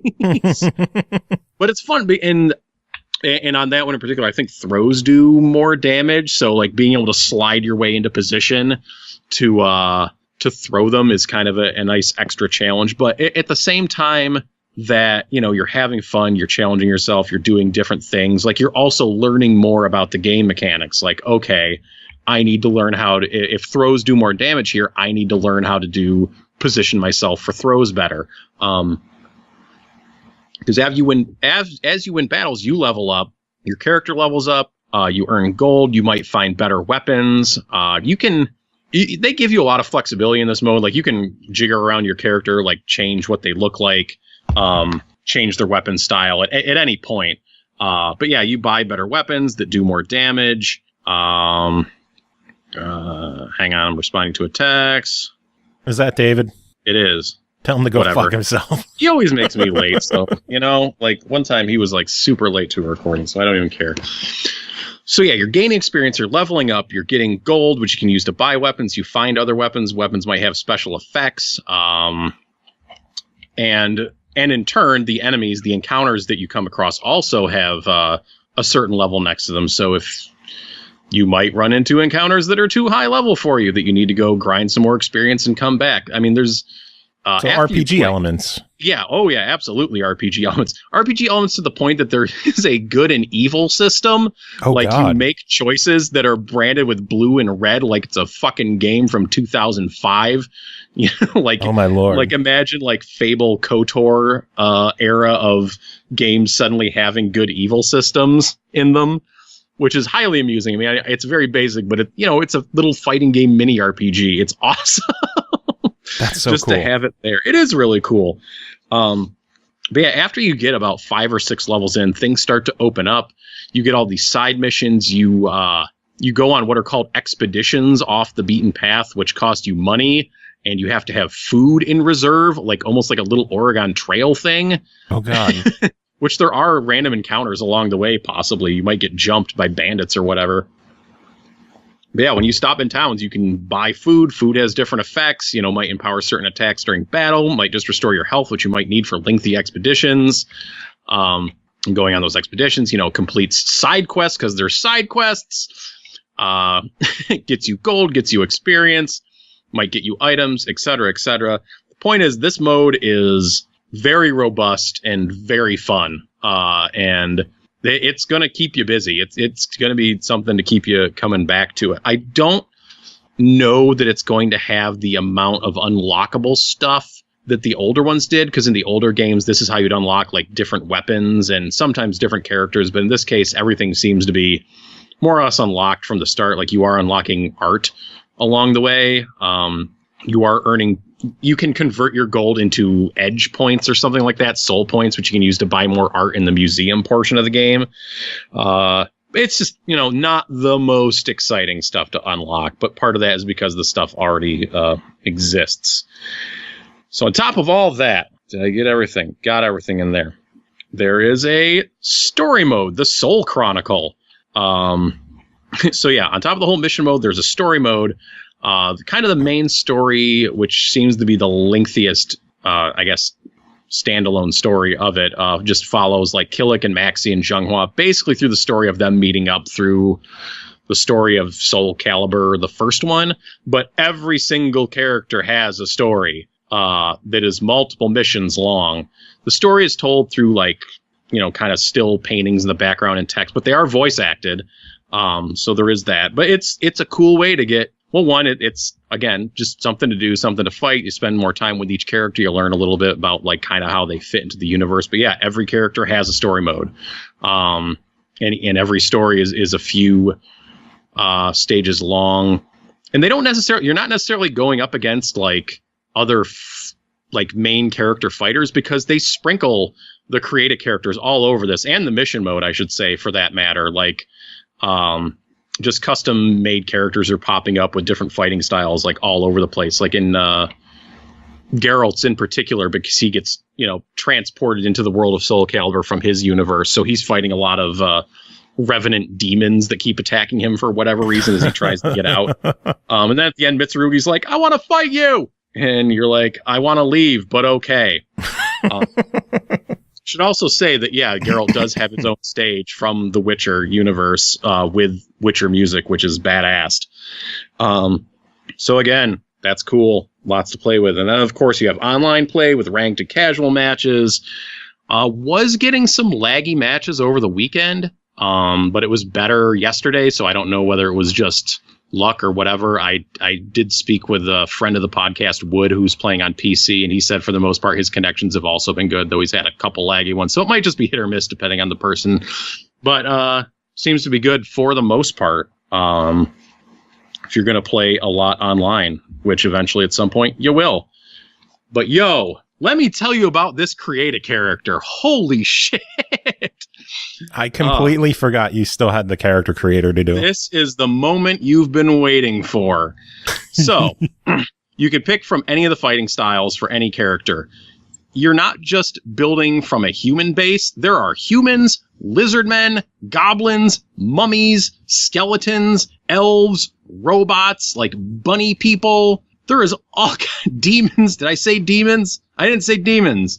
There's there's probably a dozen different character races you can start building off of, which is a lot of fun. There's a bunch of clothing slots, you got head, shoulders, neck, accessories, undershirt, overshirt, pants, waist stuff, boots, etc. Greaves, arm guards, and stuff. And not every character has every slot, just because I think they realize armor would fit weird on a lizard man. But on top of all that different layers of stuff you can put stuff on, there's also special items. And this is where things can start to get really fucking crazy. So there was a wrestling game for the GameCube called Day of Reckoning. We are reaching into the past here. And this game had an interesting quirk to its creator wrestler mode, in that you could attach objects, kind of these, random different objects to your wrestlers, except they didn't actually have to be touching your wrestler. they could just be floating in space. Like, for example, there was a character that somebody fucking made, I don't know, called the Poisoned Fireman. And he was a regular fireman, except he had a life preserver floating about 10 feet over his head. Why? So because it's hilarious, Joe. Okay. So it's like when he'd get like hit in the stomach, and you wouldn't see it in the ring half the time because it would be floating above the camera. You would just see this freaking life preserver go whipping down as he got kicked in the stomach, or whipping around as he got suplexed or something like that. And it was awesome. So yeah, if you want to have a heart just floating over your guy's head, go nuts. And there's 3 slots for this. I saw someone make Thomas the Tank Engine's head with this. Oh, Jesus. It gives you a lot of freedom to do just weird stuff, which is beyond the weird stuff they give you to begin with. Because for back slots, they give you wings. Like, you could put dragon wings and butterfly wings and I almost said elf wings, like elves have wings. What does that mean? Angel wings. They have wings in there. They want you to get weird with it. You have colors and patterns. Patterns are customizable on every article. So just besides like the color palette, you can put a pattern. There's like pages of patterns you can put on things, which is like just obnoxious, like plaid, polka dot, whatever the hell. There's just pages of this shit. Pages of this stuff. On top of all that, you can customize your character's voice. Like, they have base voices, but then you can modulate like their pitch and what it sounds like, so you can have like really grumbly, like alien voices that are barely understandable. But then on top of that, you can go through and pick their voice lines for different situations, like for when you pick them, for when you're entering the match, just like things they say during the match, during certain moves, like probably like at least a dozen different voice lines you can pick out. And there are some of them, like there's pages and pages of different voice lines with like different emotion behind them. And then there's some that are just bullshit. Like, I hope you have a good vacation. Sure. Why not? Happy Halloween. Like, just nonsense. And it's great. Just like, oh my gosh, there's so much stuff. And then when you're done with all that, you got to make a portrait for your character, right? So you got custom portraits with custom backgrounds, custom frames. You get to put your character into different poses. Like, if it's one of their like taunt animations, you can slow it down, slow motion, change the angle, and get the perfect shot, the perfect ridiculous shot of your character against your background. Like, it is one of the most expansive and detailed, like, create a character modes I have seen. The only thing it really lacks is the extreme body deformation. I should say the extreme asymmetrical body deformation of SmackDown Here Comes the Pain, where you could give a character one giant arm.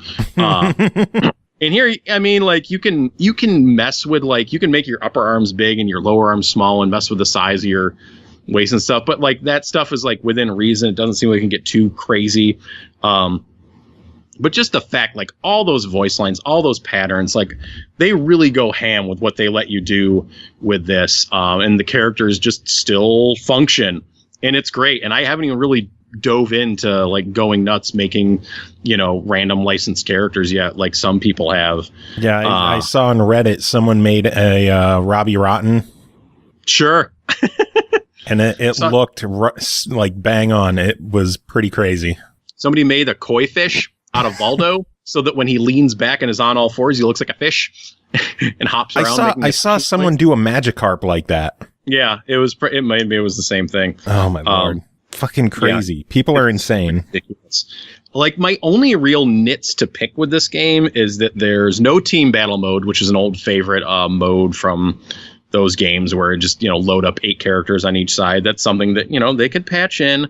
It doesn't feel like there's a ton to unlock. You can unlock the boss character, and there's art to unlock, but, you know, it's not anything as crazy as, like, weapons and stuff. And maybe I just haven't got to it yet because that mission mode is so expansive. Yeah, those are kind of my nits to pick. As far as DLC goes, you know what?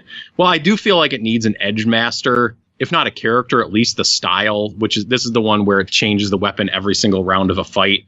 Mm-hmm. I would really like to see that. You know, Tira's already in there, so they have 3 more characters coming. I have to imagine. I mean, there's only so many that aren't in this game.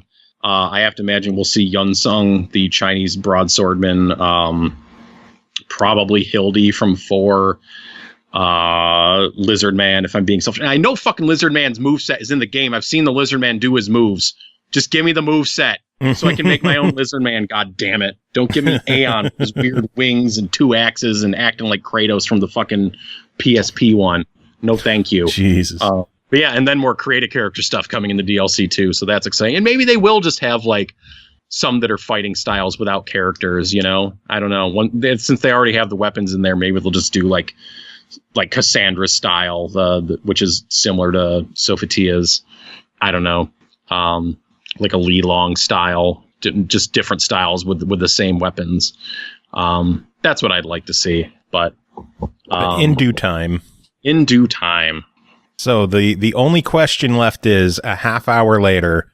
What do you think of the game? I am so happy with this game. As a longtime SoulCalibur fan who was not happy with the series, not like thrilled with the series for 3 entries. Like I always loved SoulCalibur except for SoulCalibur 5. But it felt like they were never going to be able to find their way back to, you know, what made the series so incredible in its early days. But here we are. This game's awesome. It has a ton of single player content. It's really fun to play. I think it's really accessible. Y'all should buy it. And doubly so because, you know, from what I've heard, like it really took a lot of pushing to get this game made. So this may be one where you want to vote with your dollar. Like if you are on the fence about SoulCalibur, get off the fence, give them your money, play some SoulCalibur, have fun. I think you've convinced me to put Assassin's Creed away and fire up SoulCalibur. Hell yeah. I can't wait to play more. It's so fun. Like I was just thinking, I'm like, God, there's so much more. There's more story. I haven't finished every story. There's so many more missions to do. Like I haven't gone in deep to like learn the characters, like some of the characters yet. Like I've played so much yet. There is so much more, and which is the best thing one could possibly feel after spending a little under a week with a fighting game. Yeah. Well, Tim, it is always good having you on chatting about this stuff. Do you have any final words before we send it back to me and Cole? Buy it, because this is the sole game of this caliber. God damn you. All right, and Cole, now you're back. I'm back. I didn't go anywhere. Well, Tim was here to do a review. Oh, fuck Tim. He went on long enough, so you're going to have to keep your stuff shorter. He went on a solid half hour about SoulCalibur. Like, can we just break down the fact that asking me to keep my review short is like the hardest part of the job? Yeah, but I got to ask you anyway. I'm going to try, but I don't make any promises. All right, I'm sure this will be a nice short one. Next game to talk about is called the Jackbox Party Pack 5, developed and published by Jackbox Games, released October 17th on Xbox One, PS4, Steam, and Switch for $29.99. It's the biggest party pack yet, including the return of the classic pop culture trivia mashup You Don't Know Jack full stream, the game of hilarious hypotheticals Split the Room, the lyric writing robot rap battle Madverse City, the inventive drawing game Patently Stupid, and the outer space fling fest Zeeple Dome. Cole, tell us about Jackbox. Well, you done told everything now. Okay, well then give us... How am I supposed to keep a review short when there's 5 games involved? Yeah, exactly. So... Let's go through them all. Let's start with You Don't Know Jack full stream. Tell us about that one. Okay, so this one, and they refer to it as bench pipe in the game as well. I don't know the difference between, like, I never played the other You Don't Know Jack games, so I don't know where the fuck bench pipe comes from, but it's a big pink logo that pops up while you're playing. I didn't get it either, so. Yeah, but this is basically just your really eccentric trivia game. And I loved it. I think most people didn't really care for it because the questions are worded really awkwardly. But if you've ever heard me speak, that kind of speaking in circles is like my favorite thing to do ever.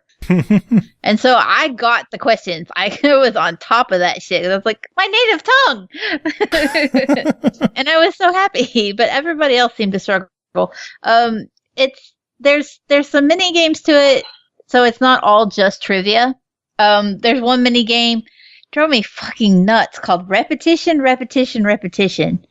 where you literally just like have to count how often certain letters or words pop up on the screen and then click them on your tab while you're playing and get it correct to get enough money.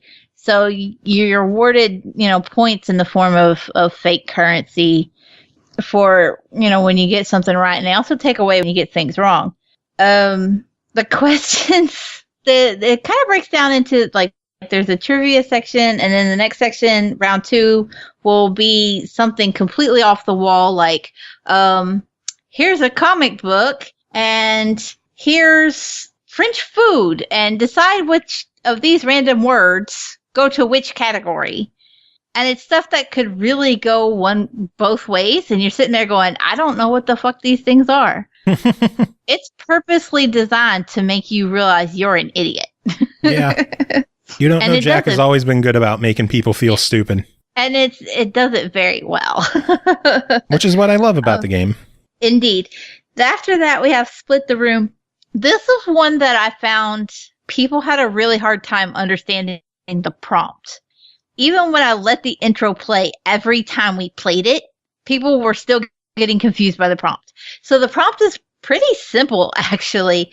It goes into this long-ass explanation of, there's alternate timelines, and you have to decide, would you do this action if this was the scenario?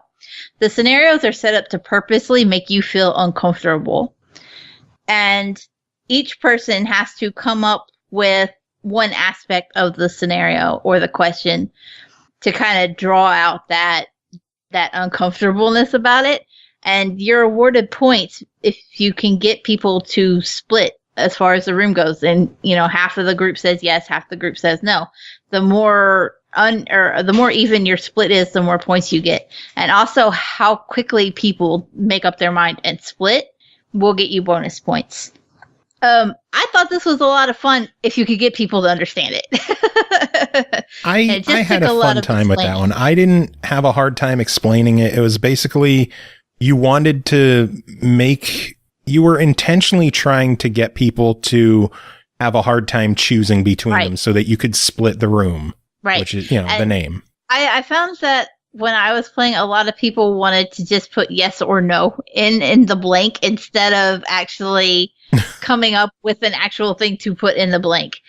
And it would be something mundane like, you're stuck in an elevator with your boss and you can do one thing. A fairy will grant you one thing that you can do to get out of the elevator right now. Otherwise, you have to stay there for 18 hours with your boss. And so then, the thing that the fairy can grant is what the player has to come up with. So, I put belch the alphabet or something mundane. And otherwise, other people would just be like, no. And you're going, no, that's not the way you do this. Yeah, that part of the reason I liked this game was because of how you had to think differently. Most of these games, you think of the stupidest, funniest answer. Everyone picks it and you win. This one, you have to try to get people to not pick it, but you still want a couple to pick it.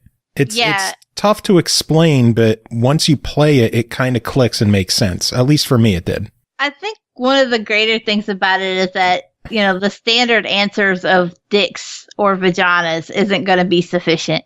That seems to be the going rate when you play these Jackbox games, is that everybody just sees how many different ways they can make a vagina or a dick joke, which isn't a bad thing.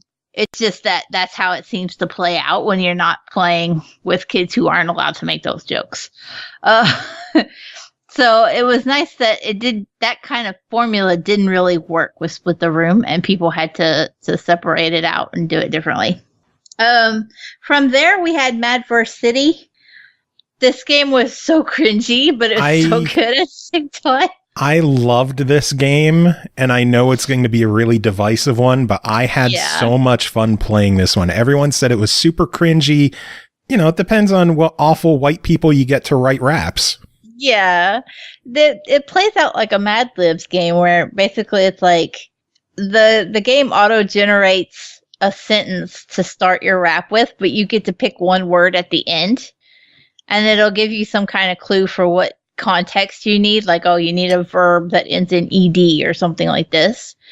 And then the next line is blank, and you have the whole line to yourself, but now you know what the previous line was, and you need to make it rhyme. Then you have the formula repeats again for the next two lines. there's so much fuckery that can happen when you give people the ability to just put in whatever they want. And yeah, and 90% of the time, the people don't know how to rhyme. No. And to some extent, sometimes you can do it and not rhyme, and it still comes across funny if you're like being overt that that's what you're trying to do. A lot of the others, you're just sitting there going, I was streaming it when we played, and one guy just straight up, like, he rhymed masturbate to rage, and I'm just sitting there going, what? That doesn't rhyme. It doesn't rhyme, and I'm not amused. That's a good way to get kicked out of here. But otherwise, it was like when people had really good verses, it's hilarious because the whole thing is put up to where it's giant robots that are rap battling each other. And so if you can imagine the screen reader voice on Windows 10, just that dry, the robotic voice. Robotic, but it's trying to read rap lines. Oh my gosh. It's hilarious. And I put cojones in one, and it called them cajones, and I tickled myself all day long. I just kept saying, oh my God, it's cajones. So I'm very easily amused. Clearly, I'm a 12-year-old, but I thought it was funny. After that, we had Patently Stupid. This one was ultimately my favorite, even though it very quickly devolved into dick jokes every time. I didn't get to see this one, so I'm lost on this one. We played this one twice after you left. Nice. Patently Stupid gives the premise of it has these little like half-ass prompts that are missing a word or so, and it asks everybody to fill in the prompt. Basically, you're creating a problem. Like, I have a habit of walking into walls, right? Mm-hmm. And like the prompt will say, I have a problem with walking, and then blank, and then, you know, somebody would put into walls or into rivers or whatever they wanted to put. They create the problem. Then everybody's given 2 possible problems to try to solve. Once you click your problem, you're given a cocktail napkin and a marker and a highlighter, and you have to draw a solution to your problem. So if you got, you know, walking into walls, you might draw like a headlamp and a cane. Okay? Mm-hmm. After that, you have to give your invention a name and a tagline. Interesting. So once everybody has come up with their solutions to their problems, have given them names and taglines, then they're presented to everybody as a group. So you go through everybody's presentation. Here's the problem. Here's the tagline. Here's the name. Here's the product, what it would look like. Here's the tagline. And then after everybody's presented, it comes up and it asks you to decide how much money you would give to each invention for solving its problem. So you can give 800 to one person, 500, or yeah, I think it's 800, 500, and 300 are the prices. And then each round has a set funding goal that each patent has to reach in order to succeed. So if you don't reach your goal, if people won't fund you, you fail. If you back something that fails, you don't get any bonus points. But if you back another invention and it succeeds, then you get bonus points as well. The points sound complicated, but once you're in it and you're actually playing through it, it really makes sense and it's not as bad as it sounds. Well, you'll have to stream it and I'll have to join you sometime then. I have to stream it again? Streaming's hard. I felt bad when I signed off because I actually had people watch. I stream art, nobody watches me. I stream Jackbox and everybody's like, yay! Everybody loves dicks. Jackbox. Everybody likes to draw dicks. Yeah. Nobody wants to watch me draw dicks. They want to draw dicks. Anyway, final game in the pack. I did see this one, Zeepeldome. This does not seem like a good streaming game at all. No, I didn't understand this game. On the bright side, this one can be played solo. So if you really don't want to slog it out on stream, you can play it alone. Fun fact, but you don't know Jack can be played solo too. Those are the only two in the pack. Everyone else requires at least 1 to 2 other people with you, but those two can be played alone. But Zeepeldome, you basically just fling around, and you know what it reminded me of? That game where we were the aliens inside the VHS tapes. Yeah. And I didn't particularly like that mode of gameplay. So if I had to pick one of these that wasn't my favorite, Zeepeldome would get it. Yeah, Zeepeldome is more like an action game than a puzzle game or a word game. It's far more skill than just strategy and jokes. Yeah, this requires basically requires people to be in the same room, because just the delay from Twitch is just going to make it incredibly difficult to play. You have to fling your little character into enemies and try to destroy them. And occasionally they'll have a certain color shield around them that specific person has to hit the monster. But because there's a delay, that person won't know in enough time to actually get there, or they'll get bounced around, or it's definitely not a good streamer game. But yeah, overall, the 5 games, what do you think of it as a bundle? As a bundle, I think it's a lot of fun. Zeeple might not be the strongest contender, but the other ones far make up for it. And even if you're looking at it just from, is this going to be something to have fun streaming? Absolutely. But if you're not even a streamer, if you're looking to play this at home, for a party, I can see number 1 busting this out when her friends come over. I mean, it would be one of the top ones that they would grab. They love the Jackbox games anyway, and you're not going to be disappointed if you've played the others and you load this up. You're going to be like, yeah, this is Jackbox and I'm enjoying it. Just, you got 4 games instead of 5. Yeah. Well, if you're playing with friends, Zeepeldome might be worth trying out. I tried to play it alone. I didn't play it with number 1 because she's had school all week, so I didn't get to play it with her yet. So I might have a very different opinion once I can sit down and play it with my kids this weekend. Yeah. But as of right now, it's bottom of the totem pole. Yeah. The other ones were great. I loved them, and I do still give it a buy it. Jackbox is just fucking good, guys. Yeah. They're like the Artifex Mundi of party games. You just know you're going to get quality. Yeah, I agree. A solid collection of games. I think Zeepeldome drags it down a bit, but the others definitely make up for it. I thought it was a lot of fun. Yay, we agree. Next. By the way, I like how we're trying to do quick ones, and that one was still 16 minutes. I'm sorry. I'm trying. 5 games. Next game to talk about is called Crayola Scoot, developed by Climax Studios, published by Outright Games, released October 16th on Xbox One, PS4, and Switch for $39.99, Steam for $29.99. Make your mark in this color-powered trick scooter championship. The crazier your combos, the more color you'll splash on the Scoot Park. And in Crayola Scoot, color can change the world. Cole, what is Crayola Scoot?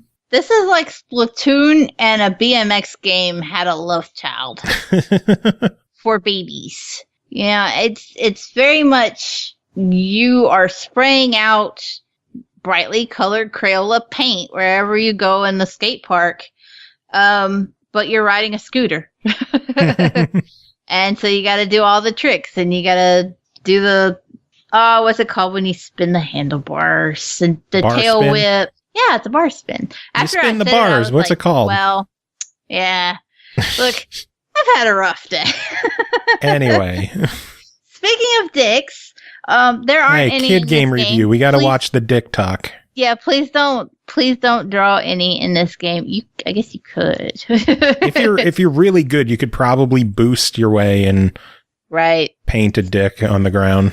Right. So, there are 3 different arenas that you can skate in, although you're limited to the first one until you get enough stars and fame to unlock the others. It's very beginner, kid friendly, BMX trick kind of game, but there are game modes where it's more like Splatoon, where you've got to try to cover as much of the arena in your paint or your team's paint. Mm-hmm.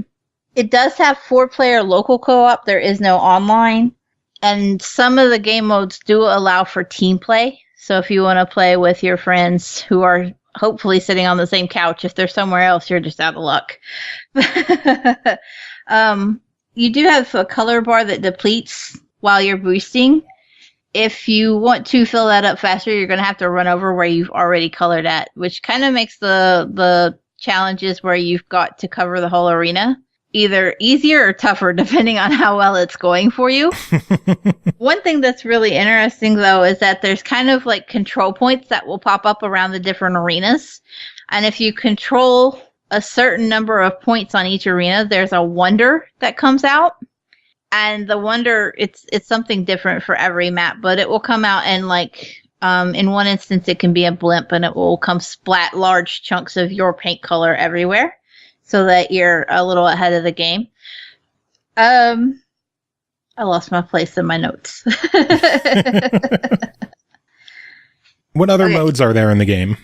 Event types include Color Frenzy, Splat Tag, and Crazy Crayons. Crazy Crayons is like, there's crayons that literally just spawn all over the map, and you just chase them down and try to get them as many as possible.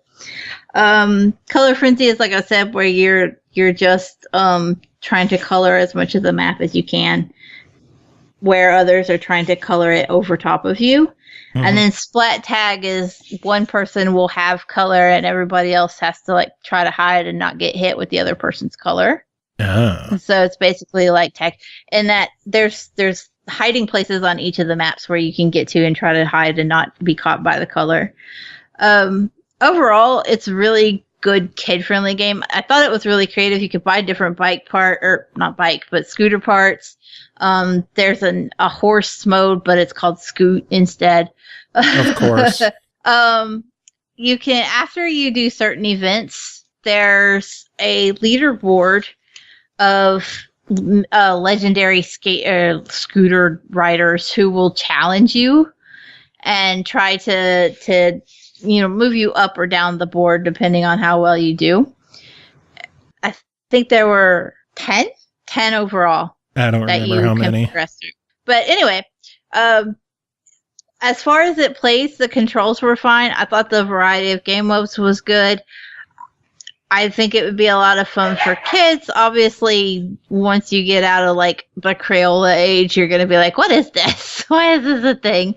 I think a lot of kids our age might like it. I felt think so? It played a lot like Skate. And I think if you could get over it's Skate. Yeah, that's not my. Yeah. I think if you could get over, hey, I'm playing a Crayola game that is geared towards children, I think you might have a lot of fun with it. I worry that the controls might be a little complex for younger kids. Yeah. And you know what I found that I was doing a lot? There's actually an area you can go to practice the controls for the tricks. And I actually just kind of went there and for like 15, 20 minutes straight, just practiced doing different combinations before I went. So I could kind of see where I would just like stick number 3 in there and just let her do the combinations and think she's doing a good job. Yeah. One thing that did bug me though was how fast the combos ran out. Like there was not enough time to keep the combos chaining. You'd think you had gotten a combo of 4 or 5, 6, and then you look at it, and it's like, nope, you're on combo 1. Good grind. You're like, what? You son of a you. So it was a little stressful to not be able. And you gotta wonder, if adults were having trouble keeping those combos chained, obviously it's going to be even harder for kids. Kids are screwed. Yeah, and for some of the harder levels, if you're playing on higher difficulty, trying to get more stars to unlock stuff, you're out of luck if you can't get those combos to run together. Otherwise, I thought it was really good, and I had a lot of fun with it. And I won't be surprised if number 3 just spends a lot of time riding around in the basic skate parks, because you don't even have to do the events. You can just all 3 parks are there in like the hub world if you want to. Just ride around and have fun. Yeah, you don't get any money that way, but you can have fun. So $40, what do you think? I kind of feel like the price is a little high.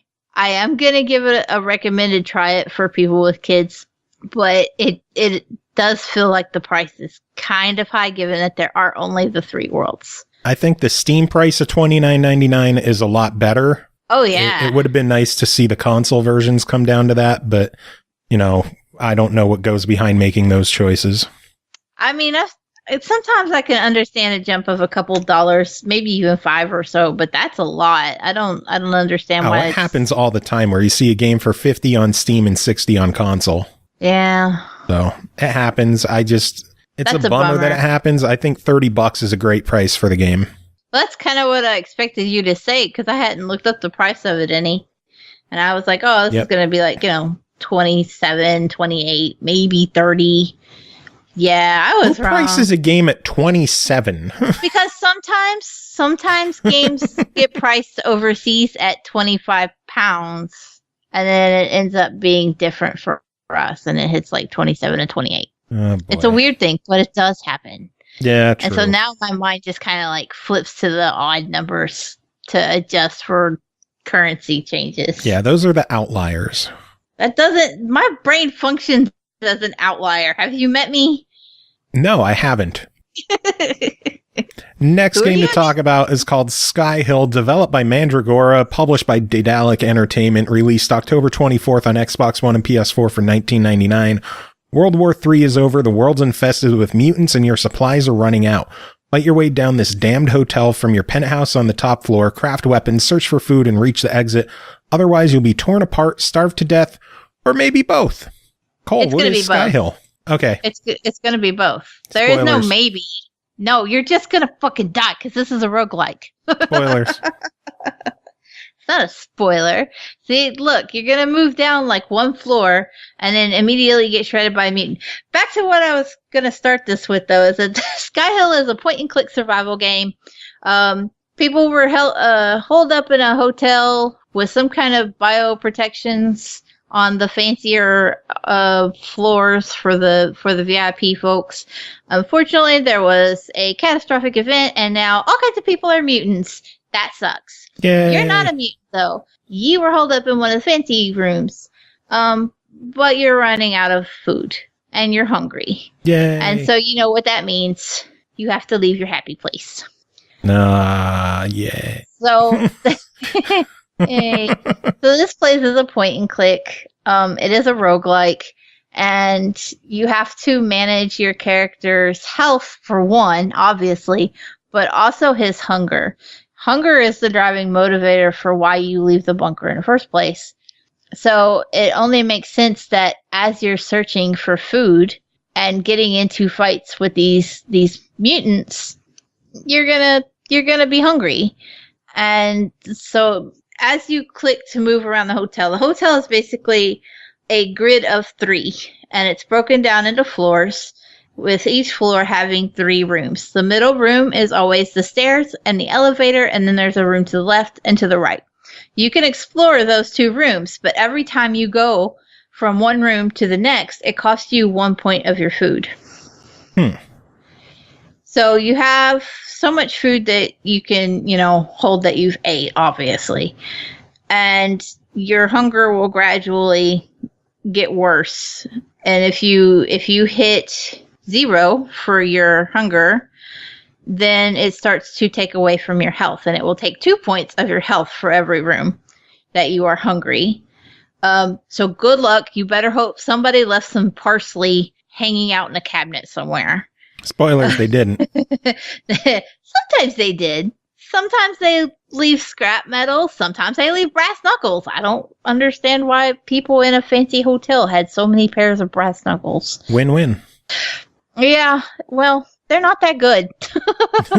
You're better off making a hammer with a stick and some metal, which you can do because you can craft. Some things can be crafted on the fly. Some recipes can be put together on the fly.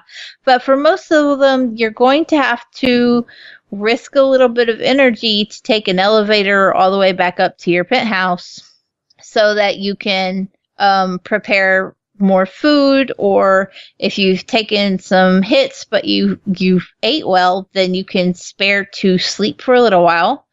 And if you sleep, then you trade in your hunger points for hit points.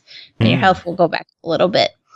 But ideally, you want to get all the way to the bottom and get out of the hotel.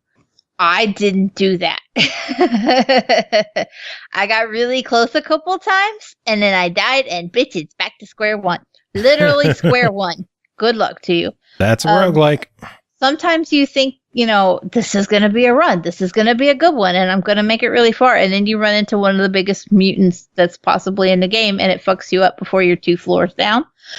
Other times you find yourself on floor 27 and you haven't had to deal with anything. You're just like, this is great. But it is just the roguelike nature of it. You can upgrade your VIP suite in addition to just finding shit and crafting shit. You can actually upgrade it so that you can have access to better recipes that will keep you full for longer. Or you can upgrade so that when you're sleeping, bad things don't happen to you. If your suite isn't properly upgraded, if your door isn't barricaded, sometimes mutants will just come in and like steal shit out of your backpack at night or fuck up your world while you're trying to sleep. Nice. Other times, everything's barricaded up and you have good dreams and you wake up and you go and you stab some mutants with a kitchen knife. As far as combat goes, the combat's really neat because everything is point and click, obviously, and that still follows through for the combat. And that you're in a room with an enemy. You have the option to expend your food, obviously, and get the fuck out of that room and not fight with them at all. Or you can encounter them, and it will come up with the options, and it will show you 3 different body parts that you can hit.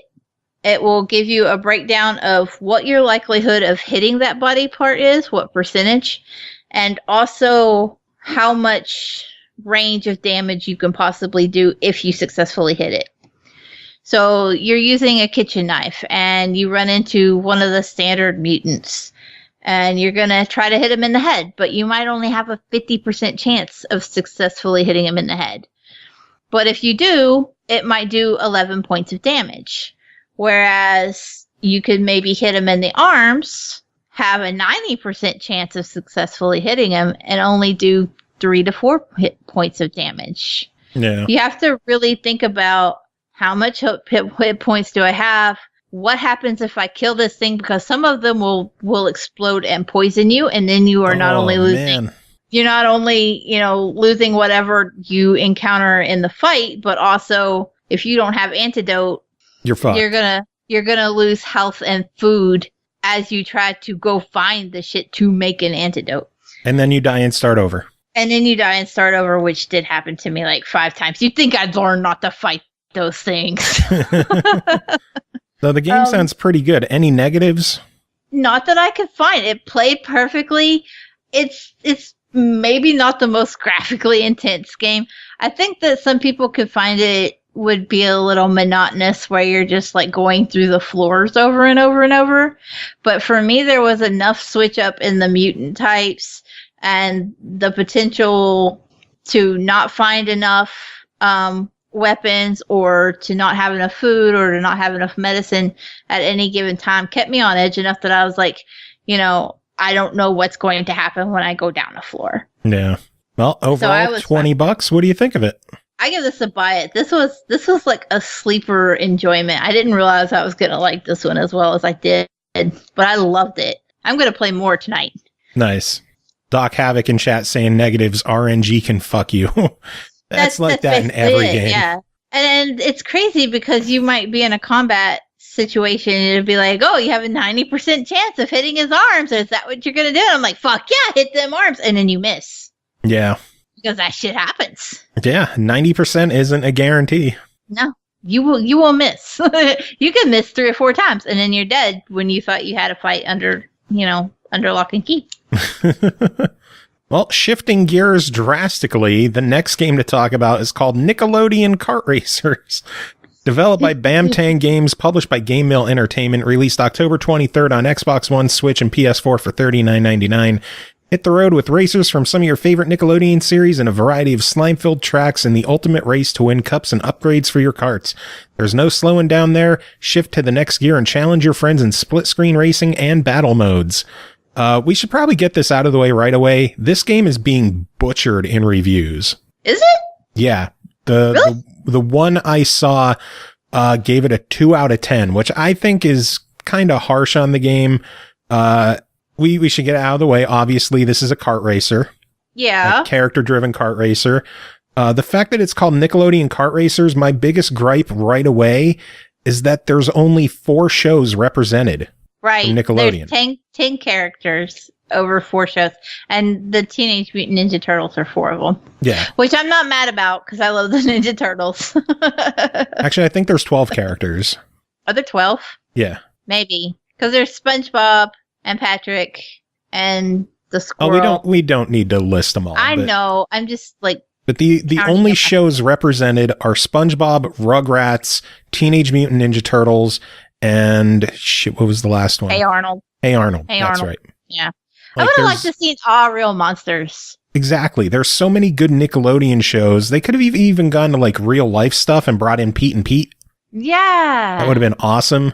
I think they severely limited themselves with what shows they put in the game. There's just not enough variety. There's not enough characters. There's not enough representation of classic Nick franchises. It's like, where's Ren and Stimpy? Where's Doug? Where's Angry Beavers? Why Where's can't you Cat be Dog? Patty Mayonnaise? Seriously, well, I guess that's Disney now officially, but that might be why. But still, really? like, yeah, but like, where's Cat Dog? I don't remember Cat Dog. Really? One half was a cat, the other half was a dog. Like, I remember the character, but I don't remember the show. I didn't watch it. Yeah. But yeah, I can agree with the lack of representation.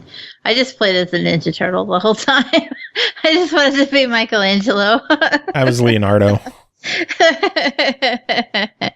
So, the tracks aren't anything super amazing. You know, they get the job done for what they're supposed to do. Do you There's know a what's slime neat about mechanic. them, though? The slime? Well, that too. But the tracks change every other lap or so. Like, they switch up just a little. Oh, yeah. They'll I deviate. noticed that. Yeah. That was neat. Because then it didn't feel quite as repetitive. Yeah. The other main gripe I have with the racing is it just didn't feel fast enough. Yeah. I can get on board with that. I actually had an odd problem. What is it? I know that like the whole orange and green thing is Nickelodeon, but whenever the slime would take over and you'd have to be like on a boat or whatever, it just burned my eyeballs so bad. All the bright green and the bright yellow and the bright oranges, and I'm just like, I can't. It's just too neon. Maybe it's because I'm getting old. Maybe a kid wouldn't be bothered by it, but man. But those kids could get off our lawn the way it is, so. Yeah, if you're trying to appeal to the 90s Nick crowd, maybe tone down the neon just a little. Just a little. Maybe go for pastel highlighter colors. Well, it's got to be green. It's slime. Yeah, but not everything else had to be vibrant enough to gouge your eyes out over it. True. The handling in the game, for the most part, was decent enough. Handling on water, I thought, was atrocious. I hated any kind of water stage that I would be on, or slime stage, not water stage. I ended up getting the slime down, but I hated the flying parts. Yeah. There were a couple where you had to fly, and I was just like, every time it took off, I was like, fuck this. But it's nice that they would change it up with some flying areas and some water areas, slime areas. They did a good job of changing things up and keeping things fresh with the track changes and the different environments that you would race on. There were a lot of stages that you could race through. I wish they felt more like they were out of a show. Mm-hmm. It just, nothing felt authentic. It just felt very generic. Like, oh, here's the school. Yeah. Yeah. It felt very generic overall. I went into this game with high hopes. I love a good kart racer. I actually bought this one and had it pre-ordered and shipped to my house from Best Buy. So shout out to Best Buy for getting it to me a day late. Nice. Yeah. I was just kind of disappointed. It didn't have the speed I wanted. It didn't have the variety I wanted. This isn't an awful game. Based off of the other reviews I've seen, I think they're being way too hard on it for what it is. I think it's a decent enough middle of the ground kart racer for kids. I think the price tag could come down a bit. If this was a $30 game instead of $40, it'd be an easier sell. it's nothing overwhelmingly amazing, and I didn't think it was necessarily awful. It was just middle of the ground. Can we give it a try it, but wait for a sale? Because the prices on these are just blowing my mind. Yeah, I can agree with that one. It's, if you could find a red box, give it a shot if your red box is carrying it or if you gamefly it. I think it's worth checking out and seeing if you would enjoy it or enjoy playing it with your kids. People our age, those 90s Nick fans, I would look elsewhere. You're not going to find what you're looking for here. Maybe there's the potential for DLC, and we can get more characters later, but I'm not going to hold my breath. Me neither. Anyway, next game to talk about is called Heavy Fire Red Shadow, developed by Anshar, published by Mastiff, released October 16th on Steam and PS4, October 19th on Xbox One for $19.99. A PlayStation VR add-on is available for $9.99. Climb behind a devastatingly powerful turret-mounted machine gun and mow down waves of enemy forces. Call in supply drops and reinforcements. Earn promotions, upgrade your combat abilities, attack the online leaderboards in endless mode, and prepare for a non-stop high-intensity firefight. Cole, tell us about this one. So, I'm assuming this was a VR port to start with. Because you do take control of a stationary turret. But on the bright side, unlike, say, Time Carnage, where you only had a limited field of vision, this actually lets you spin your turret 360 degrees. However, you are still stuck. You're not moving anything. This is a military-style shooter. There's a war going on. You're getting ambushed by waves and waves of enemies. They start off pretty mundane. You just got some little dudes with AK-47s, and you're cruelly plowing them down with the turret and just making them eat sand. And it's a little sad when you put it like that. But eventually, they get worse. And then they start coming at you with RPGs. And then they have kamikazes who will rush at you, which is terrible because you can't run to get away.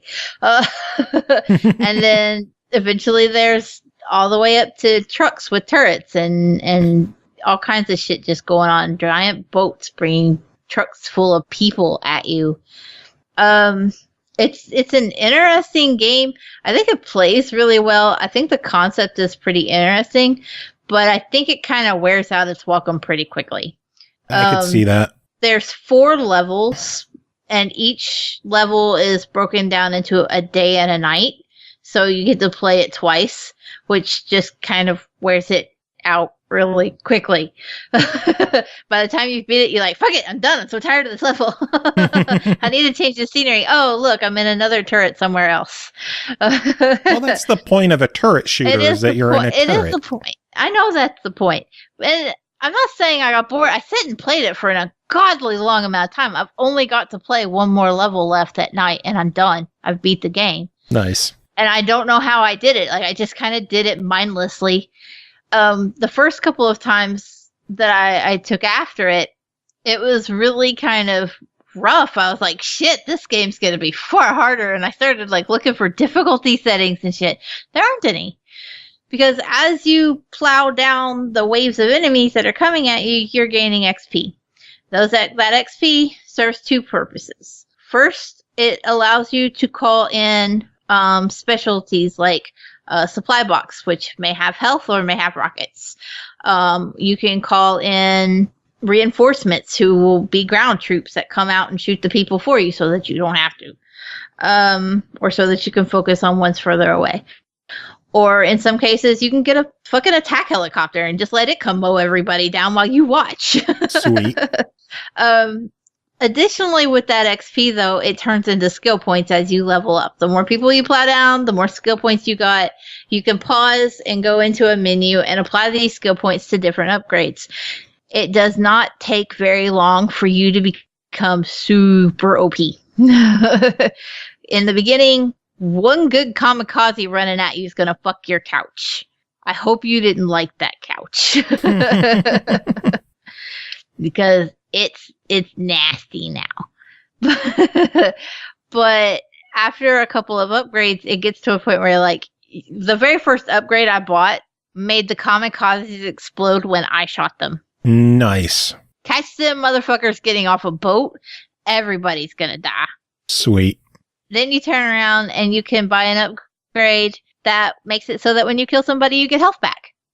Well, now you're just like blowing up the kamikazes, and 2 upgrades in, you can barely take any kind of hits because as soon as you blow up somebody, you're getting your health back.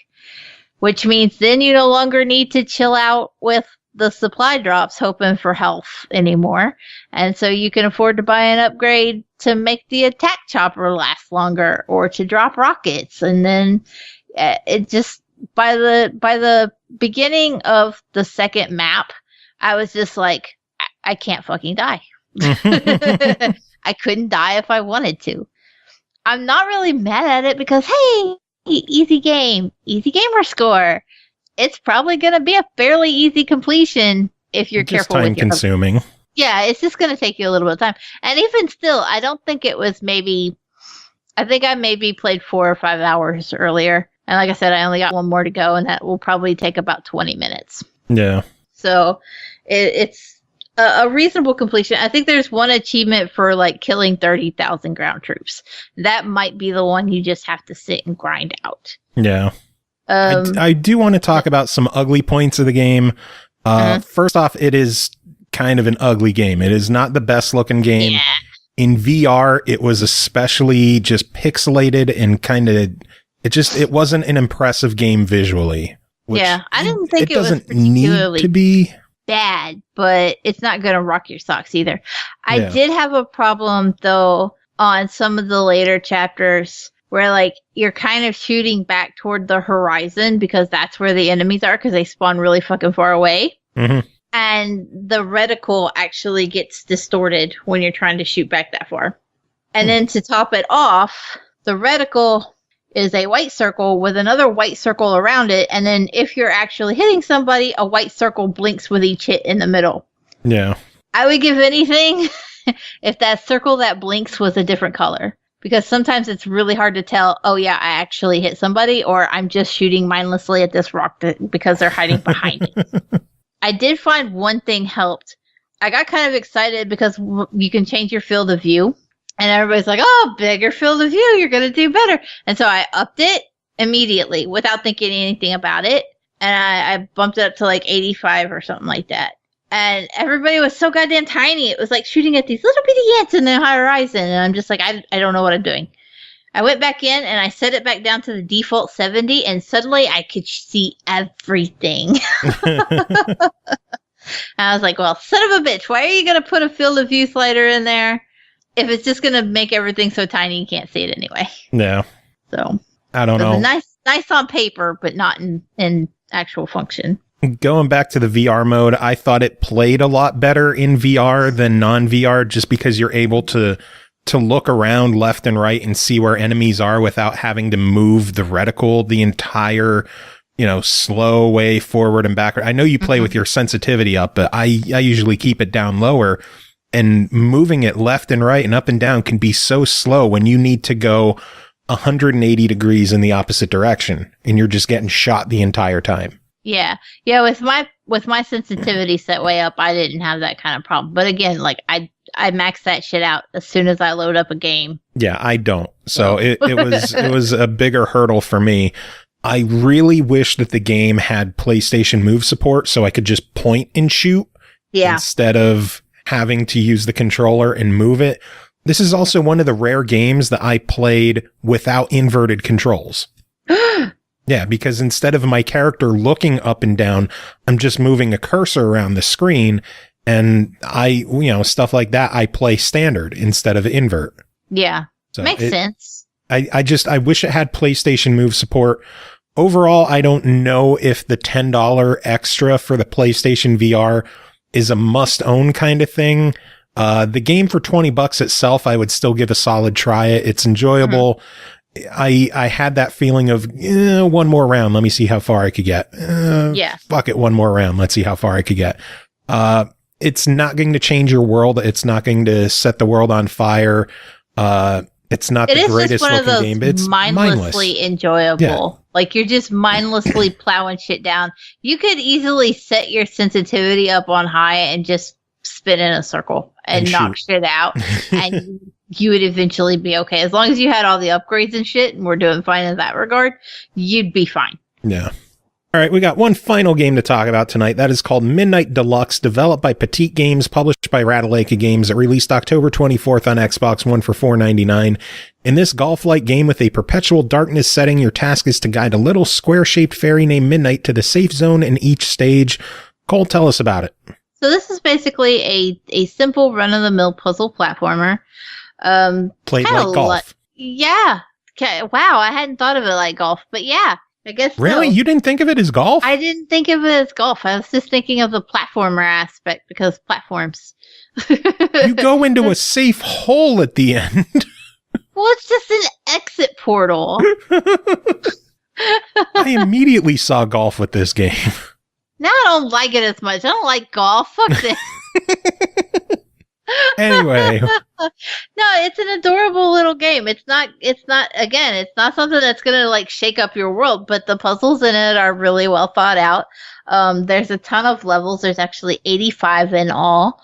If you're an achievement whore, you don't actually have to complete them all to complete the game. You can stop around 40-ish, which is when it gets really goddamn hard anyway. Yeah. So, it's very simple. Just use your thumbstick to point in the direction that you're going to launch your little fairy dude. And depending on like how far you push on the thumbstick is how much oomph is behind the launch, basically. That's the technical term too. It's oomph. So you can, either just do a little tiny jump or you can fling yourself clean across the board. Press A to launch after you've picked your path and how hard you want to go at it, and hope that you don't fall down the hill and land on spikes or a saw or lasers or in a pit or literally anything bad. And otherwise, everything is going to kill you in this game. Everything kills you. Even if it's like just an area of the map where there's no black border. If you hit that, you're still technically out of the level and you're dead. Do over. It's like a sideways pit or a pit at the top or something, if you would. It will still fuck your feelings. I don't think it's, gonna be one of those games that you're like, oh my god, this is my most favorite game ever. But if you want to challenge yourself and you enjoy platformers, you're probably gonna be pretty happy. And best of all, it's only $5. It's only $5 because Ratalaika's on a roll. They really are. They put out awesome, cheap games that are always fun, usually solid gamer score. Yeah. And I like that the way that they star the levels in this, there's no effort to speedrun it if you don't want to. You don't even have to get 3 stars on everything if you don't want to. You only need to do 1 level for the achievements. But I found myself doing levels over just to see if I could. Because I get mad after I would beat a level and see it took me like 3 or 4 launches to do it, and then find out, if I could have done it in 2, I would have got 3 stars. Yeah. And I'm like, no, because I know I can do it in 2. You go do that shit again and again and again, and that's why I didn't make it all the way to 40 yet. You'll get there. Let alone 85. But I do want to keep going at it because I really did have a lot of fun. Nice. And it has level select. So if you want to go back, if there was a level that was particularly getting on your nerves and you want to go back and try it again, it's right there. You just got to go click it. Yay. So your overall verdict for $5? Buy it. It's good. It's actually really good. It's very responsive and a lot of fun. Infuriating, but fun. Awesome. Well, that is it for this episode. Thanks again to everyone who sent in their contest entries. That was a lot of fun. We survived it, Joe. We survived SMLoween. My voice is barely surviving right now, so just give me some final words and let's end this son of a bitch. Speaking of dicks. Speaking of dicks.